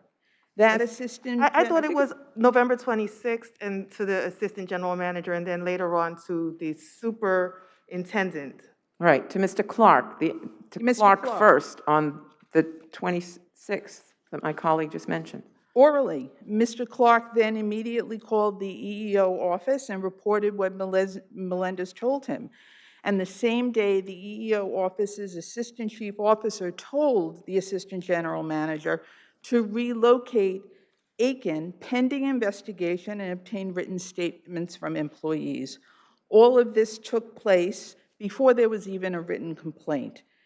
By the end of the second day, after all of this was set in motion, Aiken, the alleged harasser, had been relocated to another bus depot to perform his duties. And he never worked in the same location again with Ms. Melendez for Mabstoa. He did have the I say my time is out, Your Honor, but I'll pick it up on rebuttal. You have 2 minutes on rebuttal.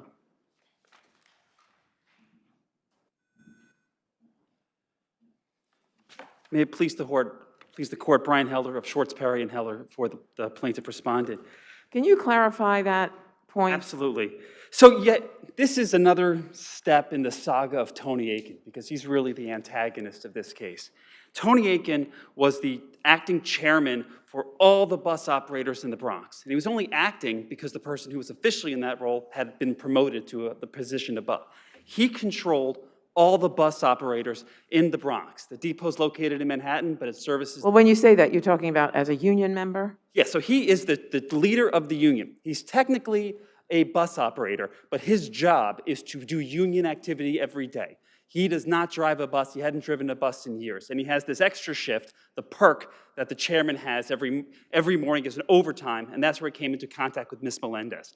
By the time he came into contact with Ms. Melendez, he had taken such control of that depot by being boisterous, by being a bully, by threatening to shut down the borough, that management kowtowed to him.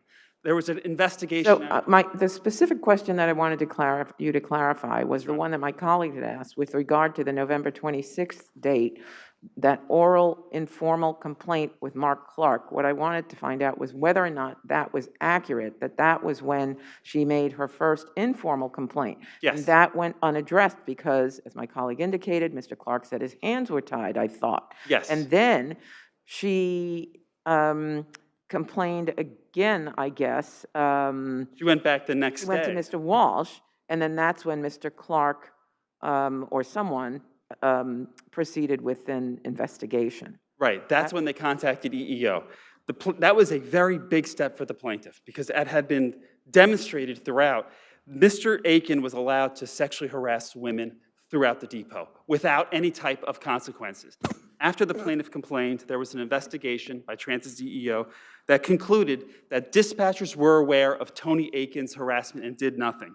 One woman named Lourdes Alvarado complained that just months before Ms. Melendez arrived at the depot, she had been sexually harassed, where he actually threw his wallet on the table, pointed to the wallet and said, "I would give all this for that," pointing to her. He would make comments. Was that a written complaint? That was not a written complaint, but she's a dispatcher. There was another dispatcher named Mark Nolan who heard him say comments to women. "You're the best looking female dispatcher."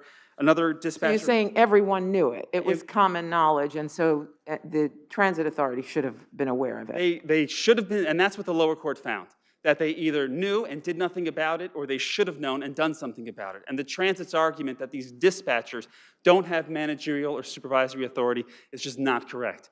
This is the New York City human rights law.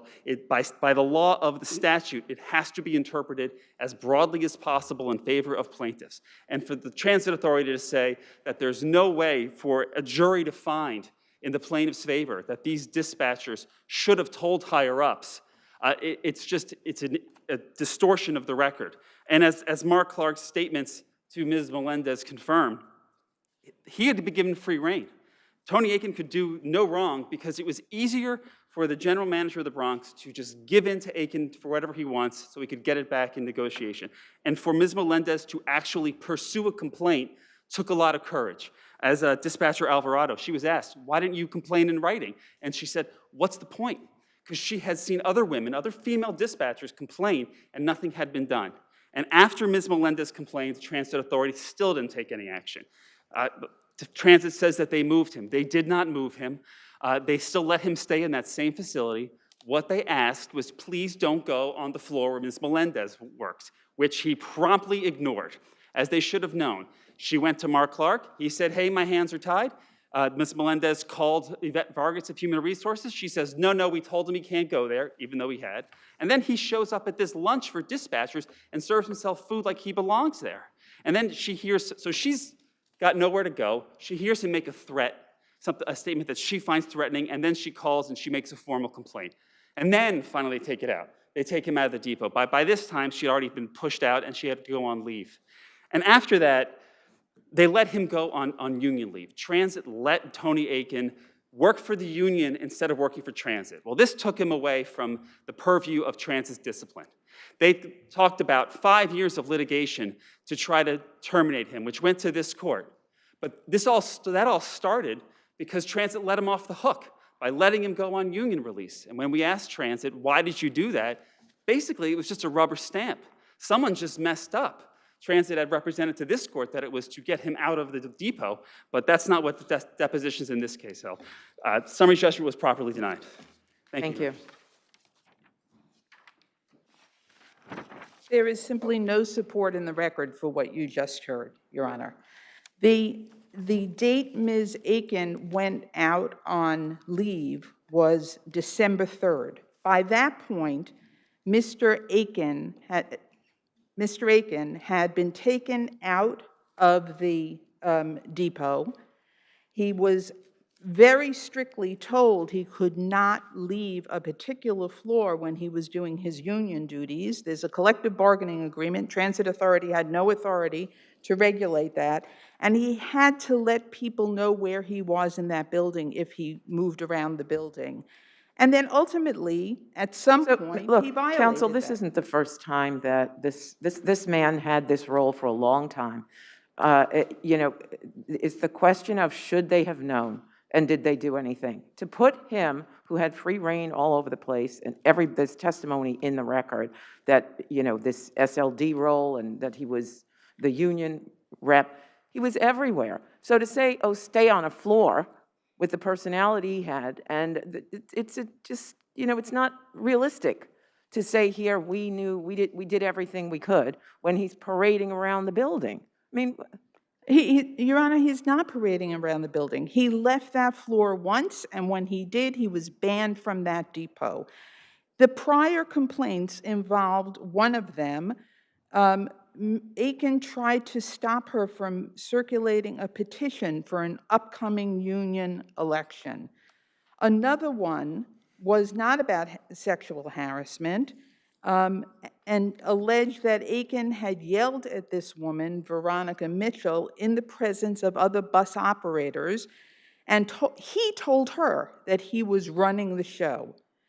Mitchell's allegations as a result of that incident centered on the bus operator Aiken's time and attendance, as well as allegations that bus operator Aiken was insubordinate, had undermined her authority, and embarrassed her. Nothing sexual about it. And it's true, the Transit Authority did have a long struggle with the union, but stayed at it for 5.5 years. Got 2 arbitration awards that were overturned in Supreme Court, and that this court had to reinstate before they could get rid of Aiken as an employee. But that does not provide a basis to find that any of these non-sexual harassment claims against Aiken put them on notice that he was going to say the things that he did say to Ms. Melendez, or that, and then as soon as they knew, They actually proceeded quite rapidly to address it. Thank you. Thank you both. Gregorian versus 108 Chambers Street.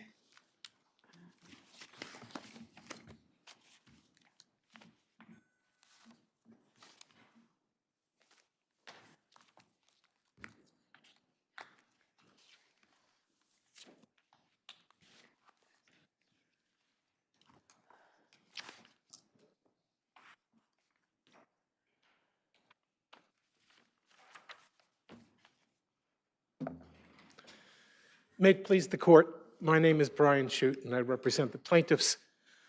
The lower court denied our motion for summary judgment on two stated grounds.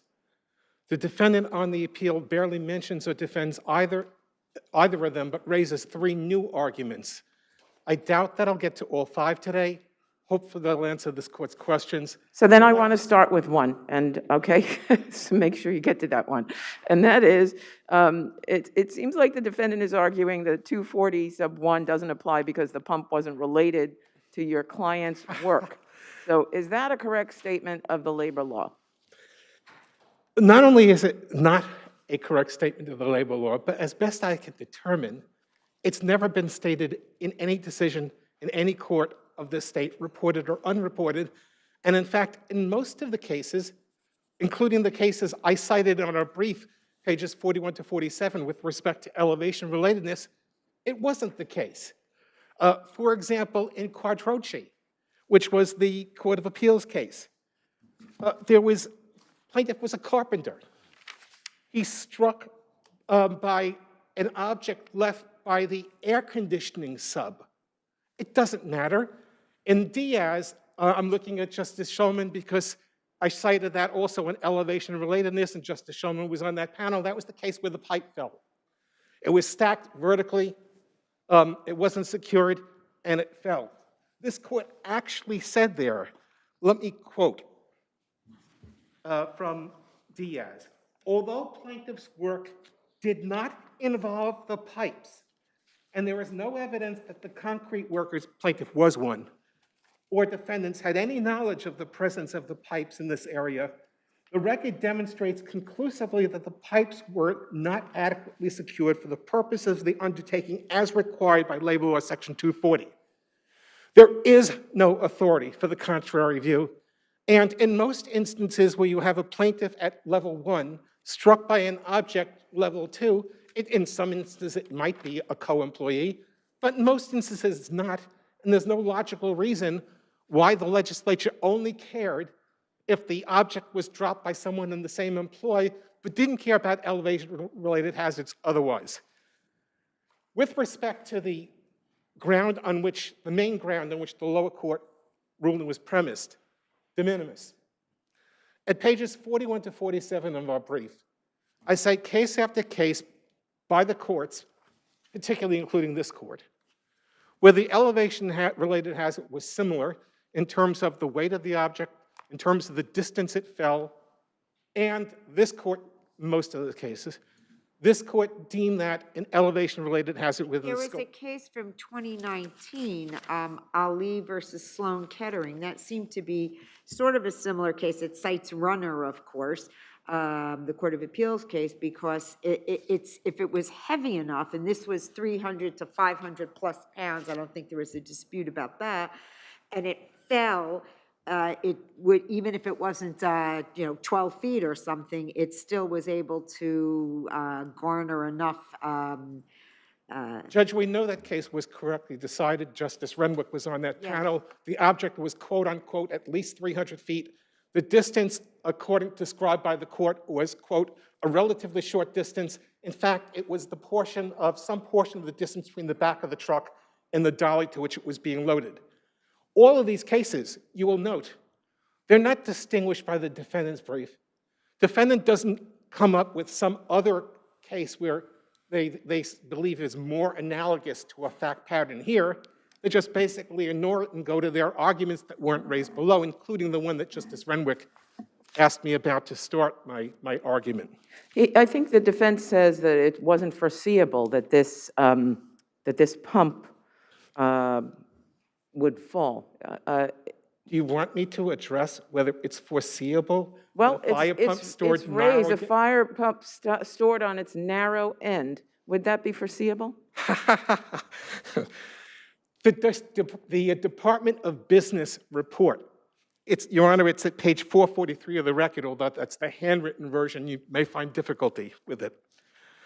The pump appeared to have been stored vertically, with the small end on the floor, making the 300 to 500-pound piece of equipment susceptible to dislodgement. It was every bit as foreseeable as, say, the pipes that were stored vertically in Diaz, or for example, the coil in Ali, the reel that Justice Mazzarelli's case, Arambura, where it's a 4-foot ramp, and the object weighs several hundred pounds, well, either 200 to 300 pounds or 1,000 pounds, but the court had to assume the lesser for the purposes of motion for summary judgment. All of those cases are comparable to this one, and it's just as foreseeable that if you don't properly secure something that's heavy, it may fall. Thank you. I see my time is up.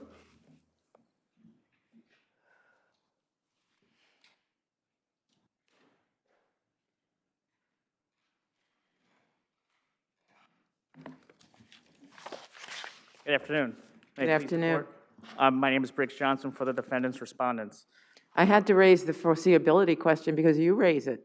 Yes, and I'm glad we get to that point because I think my adversary actually forgets that in his brief and in the record, he cites the one non-party witness in this case, the one who is actually more inclined to testify on plaintiff's behalf, the step-on, the brother-in-law who is married to plaintiff's wife, says that this fire pump was standing in the middle of the room, okay, for 4 days. Plaintiff's shanty is right next to this fire pump. And also, it's not leaning against the wall. It may be narrow side down, but it's 500 pounds. And something that is 500 pounds doesn't simply topple over with the wind. It doesn't simply topple over because plaintiff ran into it. I don't think anybody said it toppled over because of the wind. I think plaintiff himself said he tripped on it or walked into it or whatever it is. Right. It was stored on its narrow side. I don't know, if there's any question that something stored on its narrow side has more likelihood to fall than if it's on the larger side. I guess the way I'm trying to address that, and I apologize if it's not coming more clearly, is that if something is so heavy, if something is vertical and not leaning, it should not fall out of nowhere just because somebody walked into it. I understood your question. Yes. And to the point, and I think that this is also another point. I don't understand that. Yes. Well, I have to say, I don't understand your point. Well, what I'm trying to say is that if something is, the fire pump is based on its gravitational force, right? We're talking about the case law that plaintiff himself cited. It's 500 pounds, right. It's standing vertically. It's not just going to fall over out of nowhere. It was standing up straight for 4 straight days. So are you saying that plaintiff did something in order to make this pump fall over? I'm saying the record is unclear on that point. I'm saying that he is the only witness to his accident on this record. That would go to comparative negligence, assuming whatever it is that you're trying to say is true, right? That doesn't necessarily affect this particular issue. I think this is a physics question or something, Yes, but yes, I would say that then you should have done something to present some expert with physics. The fact is that the plaintiff said he walked in and it fell. Yes. That's what we have on this record, and there Yes. is no basis to find that the plaintiff or his statement, without anybody else seeing it or contradicting it, is lying or making it up or is a recalcitrant worker or anything else. That's a fair point, and I believe we should have gotten an expert, and we haven't. But before my time runs up, I would just like to address briefly the point that plaintiff's undertaking, if the device needed to be secured in terms of plaintiff's undertaking or his work, and for the purposes of the labor law, I think there's at least a split in this department on that issue. If you look at the Buckley case, if you look at Garcia and Moreira, I'm direct quoting, the object that fell was being hoisted, nor is it a load that required securing for the purposes of carrying out plaintiff's undertaking, plaintiff's work. In this case, plaintiff was installing conduit, electrical wires in the ceiling. The fire pump was not anywhere near his responsibilities. It was done by another contractor, and also, it wasn't being installed that day. So I disagree that there was no case law from this department or any other court in the state of New York that the object does not need to be secured for the purposes of plaintiff's undertaking or work. Well, I thought that that the pump was to get connected to the electrical system after, you know, the wiring was done. So it was, you know, tangentially connected to what he was doing. It was the fire pump room. I will concede that the fire alarm system and the fire pump are certainly tangentially related. I will say that I think if you look at the Garcia-Morera and the Buckley case, that it has to be related to plaintiff's work, or as the cases cited by my adversary has stated, you know, the cases, the Diaz case and the Matthews case, the weld that was being installed in the Matthews case and in the Diaz case, the I-beam, the work was going on. These items that fell were actually part of the construction project at that time, and they were being used or installed at that time. They were part of the entire project's undertaking at that time. What I'm trying to distinguish here is that the fire pump, while tangential to the fire alarm system, it was not being used, it was not being installed yet, it was just sitting there in the room. So unless there are any other questions, I'll rest on the arguments in my brief. Thank you. Thank you.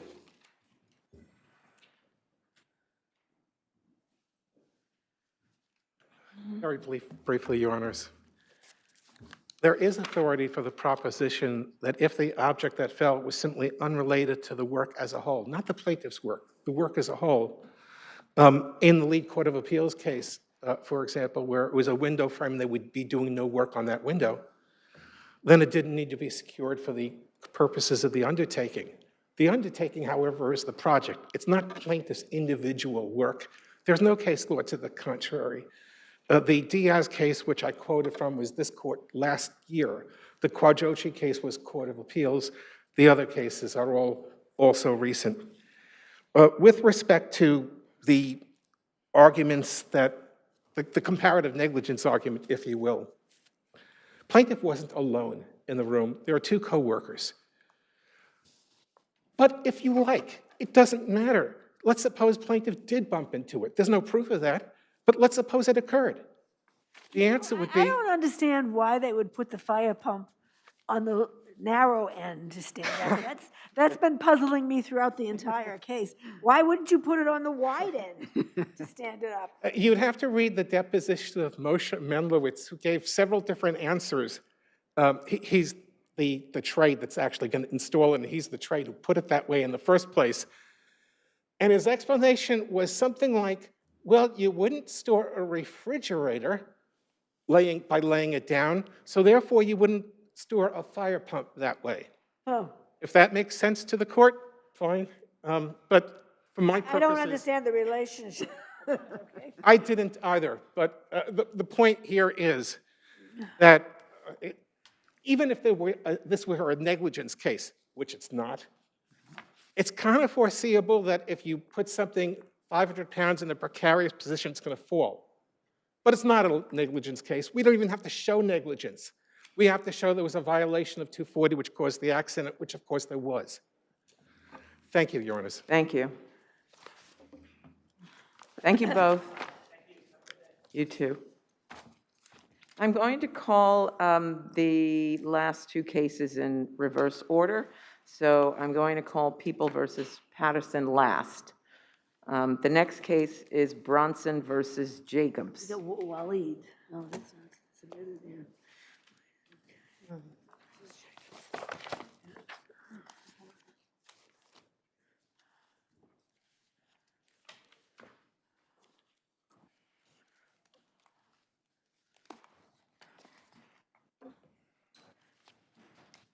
You may begin. May it please the court, Mark Kaufman for the appellant, Jonathan Bronson from the law firm of Kaufman and Kahn. Respondent, without dispute, borrowed over $300,000 from his childhood friend and roommate. We have the facts, so just get right to the point. Denying this appeal and affirming the motion to renew would set a terrible precedent. It would show that respondent, in effect, could bide his time until after losing the motion and a unanimous appeal. These two people came up initially. They were Yes. already known prior to the motion, Yes, right? And they decided that they didn't want to come. yes, And so what changed their minds was they say something they heard at argument. that's correct, Your Honor. Is that relevant to the decision with regard to renew? No, it is not relevant. Is there case law that suggests that, that we can't take that, or that shouldn't be taken into consideration?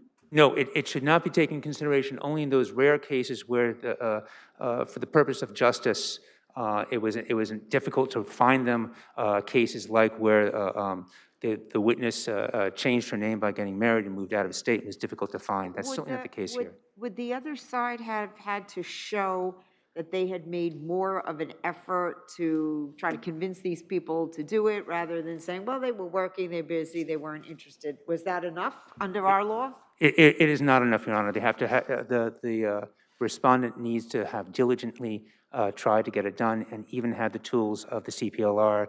He could have asked, please let me subpoena my friends to require them to give testimony. The two affidavits that were being proffered on renewal, they were very similar to the affidavit that was submitted in the earlier round by a Mr. Press, correct? That's correct, Your Honor. That means Judge Marin had that affidavit to weigh in when he was ruling in favor of your client. That's correct, as well as this court unanimously affirming Justice Marin. Do you have any other questions, Your Honors? I don't think so. Thank you. I'll Thank reserve you. my time for rebuttal. Thank you.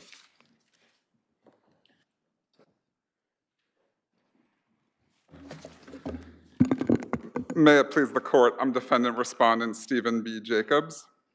This court routinely affirms trial court orders granting renewal based on new evidence. And as said on my brief, the standard of review is abuse of discretion, and this court generally declines. Well, we just said that it really wasn't so new because the judge already had an affidavit from another person that made the same allegations. And also, sort of the same question I asked your adversary, wouldn't you have had to have in the record something showing that you had made a more diligent effort to get your friends or your acquaintances, Mr. Hyde and Mr. Luke and Ms. Hyde. Right, I'm sorry. Yes, Your Honor, let me take those questions in reverse order. Sure. First, I did make diligent efforts. This was a case of summary judgment in lieu of complaint with no discovery. I asked them repeatedly to submit affidavits. I sent them the briefs. They absolutely refused. I even asked Justice Marin for discovery on this issue at oral argument, and he declined to give me discovery. I did everything I could to get these affidavits. They were unavailable in every sense of the word. Well, counsel, under this court's holding in Wang, your efforts still weren't enough, right? Your Honor, this case is distinguishable from Wang in every possible way. As an initial matter, this is a discretionary decision for the court below. Even if there's no reasonable justification for not getting the evidence earlier, the First Department routinely affirmed the lower court's discretion in granting renewal. Moreover, this case is entirely different from Wang because this was a case for summary judgment in lieu of complaint. Wang was not a case for summary judgment in lieu of You don't really get discovery in summary judgment in lieu of complaint. That's exactly right, Your Honor. I had no way of getting these affidavits on the earlier motion. You couldn't have subpoenaed the parties if you wanted. What would have precluded you from? No, Your Honor, because as you correctly stated, this was a case for summary judgment in lieu of complaint. There was no discovery. And moreover, I asked Justice Marin for discovery on whether Bronson knew that his loans at issue were gambling loans, which he plainly did. I just want to get to that point really quickly, which is the key point here, which is that there's no doubt that these affidavits raise a triable issue of fact on my defense under New York general obligations law. And how are those affidavits different from Mr. Press's affidavit? so Mr. Press's affidavit focused on the usurious interest rates on the loans. It talked about the rates that he heard, and what he overheard were the interest rates. Now, it did make a passing reference to the fact that Bronson once referred to them as gambling loans, but these affidavits were far more specific. These two witnesses had personal knowledge and personally witnessed Bronson engaging in conduct throughout the entire time period from 2012 through 2016 that demonstrated that he knew these loans were for the purpose of funding gambling. And I just want to point out, Your Honors, if I may, that I'm not asking for this court to end the case. I'm just asking for the court to affirm and send the case to discovery because the affidavits must be viewed in the light most favorable to me. Bronson is asking for the court to reinstate a judgment, to reinstate summary judgment here and say there's no triable issue effect, when of course there is, and he didn't even dispute it below that these affidavits raise a triable issue effect. So it is in the interest of justice to affirm the trial court's decision, and that's why she made the decision that she did. Thank you.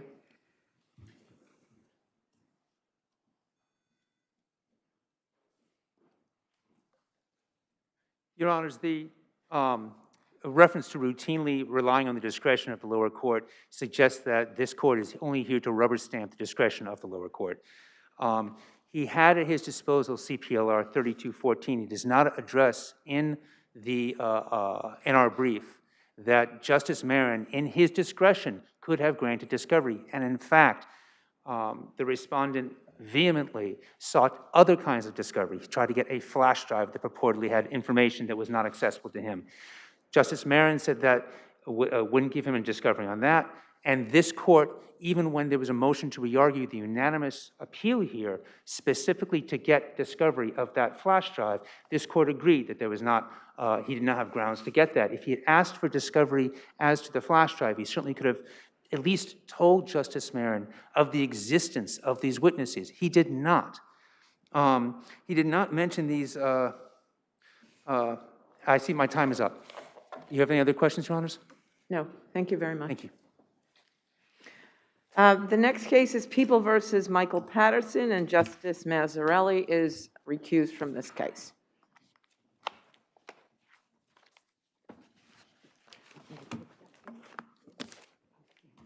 Let me get the door.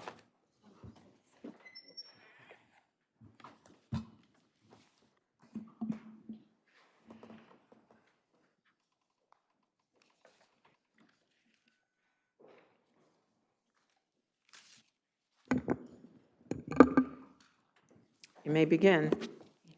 Good afternoon, Your Honors. Tomoe Murakami Sei for Mr. Patterson.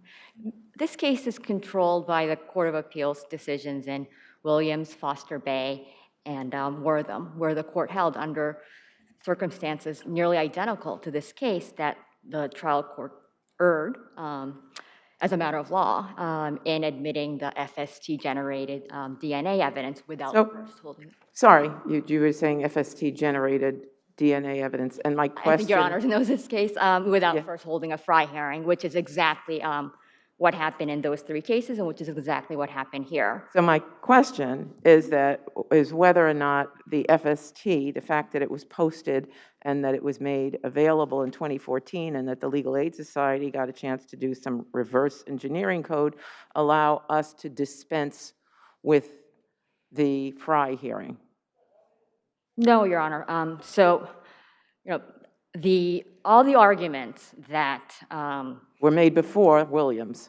Exactly, and all the arguments that respondent makes are just they're not supported, and for many reasons. It's a cherry picking of the record. It's based on circular logic. It's based on burden shifting, but most importantly, it's completely irrelevant to the question at hand, which is, was the scientific technique at issue generally accepted by the relevant scientific community as being reliable? And it's on the people to show that burden, and here, people didn't meet it. They relied on they made the same arguments that was made in Williams, in Wortham, and in Foster Bay. Defense counsel here made the arguments that defense counsels made in those three cases, and the court decided, the Williams decision is really a validation, a retrospective validation of everything defense counsel argued here. And here, defense counsel, even though it wasn't even his burden, he actually showed that in the several years that passed between the Williams court's decision the lower court's decision and the lower court's decision here to deny the Fry hearing, the science had only gotten more controversial, and that's the time frame that respondent itself says is relevant, but respondent admits that Mr. Patterson's motion started with a 6-page section, and it was titled Relevant Developments, and they were all about cases, scientific articles, affidavits that came out in those 3-year periods. And that's laid out in my reply brief, as well as in counsel's. And the whole black box argument. I don't know if your honors want me to, that's a red herring too. First of all, this public, that posting, as counsel noted below, that was one version of the FST that a news organization got and posted on the internet. That's not OCME or the people disclosing it. Mr. Patterson specifically asked for disclosure of the version that was used here, the underlying source code. People opposed it. The court denied it. And then the court below made all the and one other thing is that the court below here, they relied on the same trial court cases that were rejected. So there was really nothing else. There's nothing new. The trial court that there wasn't before, that different than what was before the other courts in People versus William Worth and whatever. Exactly. That kind of came there. There's anything nothing that's changed was in our favor. Okay. And the error is not harmless here because no one saw Mr. Patterson with the gun. Everybody was in agreement below. That's, I think respondent says we're cherry picking. Mr. Patterson most definitely is not. The entire record is of what the Lieutenant Valid's testimony, which is really what's the only thing that's left here when you take the powerful DNA evidence away. He never said, he never said I saw him with a gun. That's clear. Everybody agreed. No one saw him throw anything, let alone the gun. That was clear. Everybody agreed. The people agreed. The court agreed. The defense attorney agreed. And no one knows when the gun was put there. And to say that taking the DNA evidence out of this case doesn't change anything, just belies the record and ignores what, this court, other courts, lots of courts have held repeatedly and long understood that the DNA evidence is so powerful and influential on the jury. And the people here leaned heavily into it. I see my time is up. I want to address the remedy issue on rebuttal. Thank you. Thank you.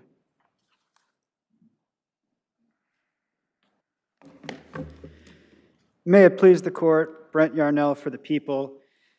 The Court of Appeals in Williams, in applying the relevant standard, raised 2 issues with FST at the time of the Williams decision. Number 1, FST was a black box, and consequently, number 2, nobody other than OCME or the DNA subcommittee had properly scrutinized it. Both of those issues were resolved by 2018 when the Fry hearing issue was decided here.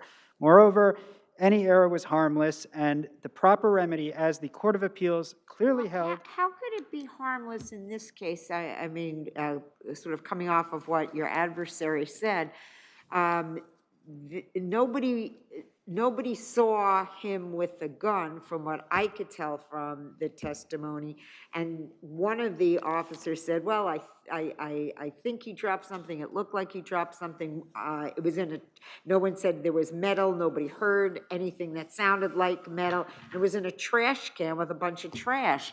So, I mean, that's the only evidence. So how is that not harmless error? Or It's comparable to People v. Ayala, where nobody saw the defendant holding a knife. In this case, defendant was seen interrupting his flight path from the police to go near the trash cans. You can see on People's Exhibit 6 that those trash cans were seriously out of defendant's way on his flight path. Officer Valad saw him stop in front of those trash cans and throw something into the trash can. Officer Valad didn't see what it was, but he heard the sound of trash rustling, which strongly suggests that the object was heavy. Moreover, the gun was found on top of the trash, suggesting that it was the last thing thrown in the trash. It was thrown in the trash can that was close. Which is really interesting, because for the amount of time that the officer, from what he describes, sounds like the defendant is at the trash for a few seconds, longer than it takes to just dump something on top of something. But in any case, you know, the question is whether or not the DNA was used. The DNA was used here. And the jury, I believe there's evidence that the jury found it significant. So, you know, it's really with just that information, without anybody actually seeing the gun in the defendant's hand, without anybody seeing that it was a gun that was dropped into the garbage, without with the officer, I don't need to go over it again, my colleague just indicated all of the facts. It's just unreasonable not to have a Fry hearing here, given the Williams case. Well, Your Honor, respectfully, the comments that were allegedly made by the jury foreperson raised in defendant's 330. Okay, forget the comments made. The fact is that we have these facts that rely heavily on the DNA, and in the summation, repeatedly, it talked about the DNA. Well, forget the statements. Just because DNA evidence is used doesn't mean that the introduction of DNA evidence was automatically non-harmless error. Williams holds that, Foster Bay holds that. So that's clearly the law. And in You're this right, case, but it was the evidence, significant here. Well, the other evidence when weighed against the other evidence. The other evidence was overwhelming. I mean, the question that people v. Ayala asked this court to ask is, what is the likelihood that the contrary inference was true? And here the contrary inference is that someone happened to throw, very soon before defendant went by those trash cans, happened to leave a gun on the top of the trash can in the very same trash can the defendant stopped in front of, which happened to be the first trash can defendant reached as he was fleeing from the police. That's just a highly, highly, highly unlikely inference. And so under People v. Ayala, that is an unduly speculative inference and gives rise to a harmless error claim. Counsel, I just want to go back to the codes now being available online. Aside from that, were there any peer reviews of this FST that you included in your brief? There weren't any additional peer-reviewed studies that were, developed after the code was posted online. But, here's what I'd say. Then how is it that it would be acceptable in the scientific community, or how do you make that connection? Just because the codes are released, that's enough? Is that the standard? Well, the standard is counting scientist votes. In People v. Williams, the court noted that OCME's approval was relevant. It noted that the DNA subcommittee's approval was relevant, but it wasn't comfortable leaving it at that because nobody else had scrutinized it. Now, in this case, what happened is the code was made public. It was scrutinized by defense attorneys in People v. Johnson and SDN. What year is that you're speaking about? Well, the code was released in October 2017 in People v. Johnson. And the core point that I would make here is that the challenge that defendant is making to FST is the assumptions about stochastic effects. And the point is that after the code was released to the public, the new objections that were made had nothing to do with that. Instead, they have to do with the mathematical principles for accounting certain loci into the calculation at certain times. They had nothing to do with the underlying scientific principle, the assumptions about stochastic effects. So the point here I would make is that after the code was released, there weren't any, and people had an opportunity to look at it, there weren't any new objections raised. There weren't any new... That's the access, and I don't think there were any, as opposed to whether it's accepted as reliable. In any case, your time is up. Thank you. Thank you.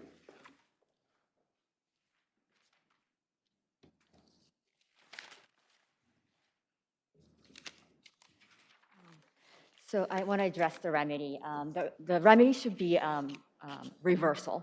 Wortham is, first of all, Wortham is not binding as far as remedy. The Court of Appeals made that clear, that appellate courts are invested with the power to determine the appropriate remedy on a case-by-case basis. But in any event, we don't even have to consider that here because, while this case is about FST and that, there's an independent basis for reversal based on the prosecution's misconduct. And it was really full of logical fallacies of the exact nature that the Court of Appeals, the appellate division has said is not proper. And the ADA definitely, and as outlined in my main brief, went beyond the bounds of the evidence that was presented, went beyond the science. And you don't get a free pass just because it's science. In fact, it should be scrutinized even more, especially when it's science that hasn't been accepted as reliable. So to take that and go beyond and misrepresent is just really harmful, and this conviction is just so real. And don't forget just the individual facts of this case, too. We have a police officer, an evidence collection officer, who took the gun and put it on the ground in the rain on the block that Mr. Patterson lives. And so this conviction is just so unreliable. The DA opened by telling the jurors there is very strong support that defendant's DNA was on that gun. And then she continued in summation by telling the jurors, she said it again, referring to this box score that shows the style chart, that shows the DNA sample, the tiny sample from just one of 3 swabs where he couldn't be excluded. It's not a match. And he said, you can actually see defendant's DNA in that chart. That's the exact same thing. It's saying that the defendant's DNA was on that gun, and she said it many times, and that is clear error. And she also went and talked about how there's only 2 scenarios. That's not the case here. That is a logical fallacy that is, made in its error. It wasn't just, 4 out of that it could be another contributor, even though that is what the OCME expert said. He was clear that these were 2 hypotheses that OCME chose, but the ADA took that. It could have been, in the scenarios, the hypos that the DNA, that statistics showed, the 9,090 to 1 that the DA repeatedly repeated and compared to winning the lottery, said was that it had to be between Mr. Patterson and 2 unrelated unknown others and 3 unknown others. That was the 2 scenarios that OCME picked. There were lots of other scenarios, and defense attorneys, as Your Honor, argue that all the time. Please include this person, the co-defendant, because it'll dramatically change the calculus. And this case is exactly like Wright, where the court said where the prosecutor said defendant's DNA was on a critical piece of evidence, which linked the defendant to the victim, the murder weapon, and the court said you can't do that. Thank you. Okay, thank you. Thank you. Thank you both.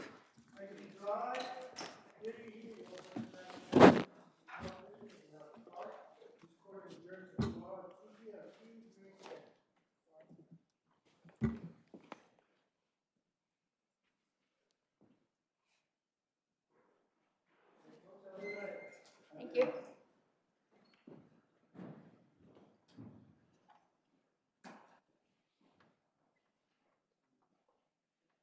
Ask her again. I mean, who told you, Mary Ann, right?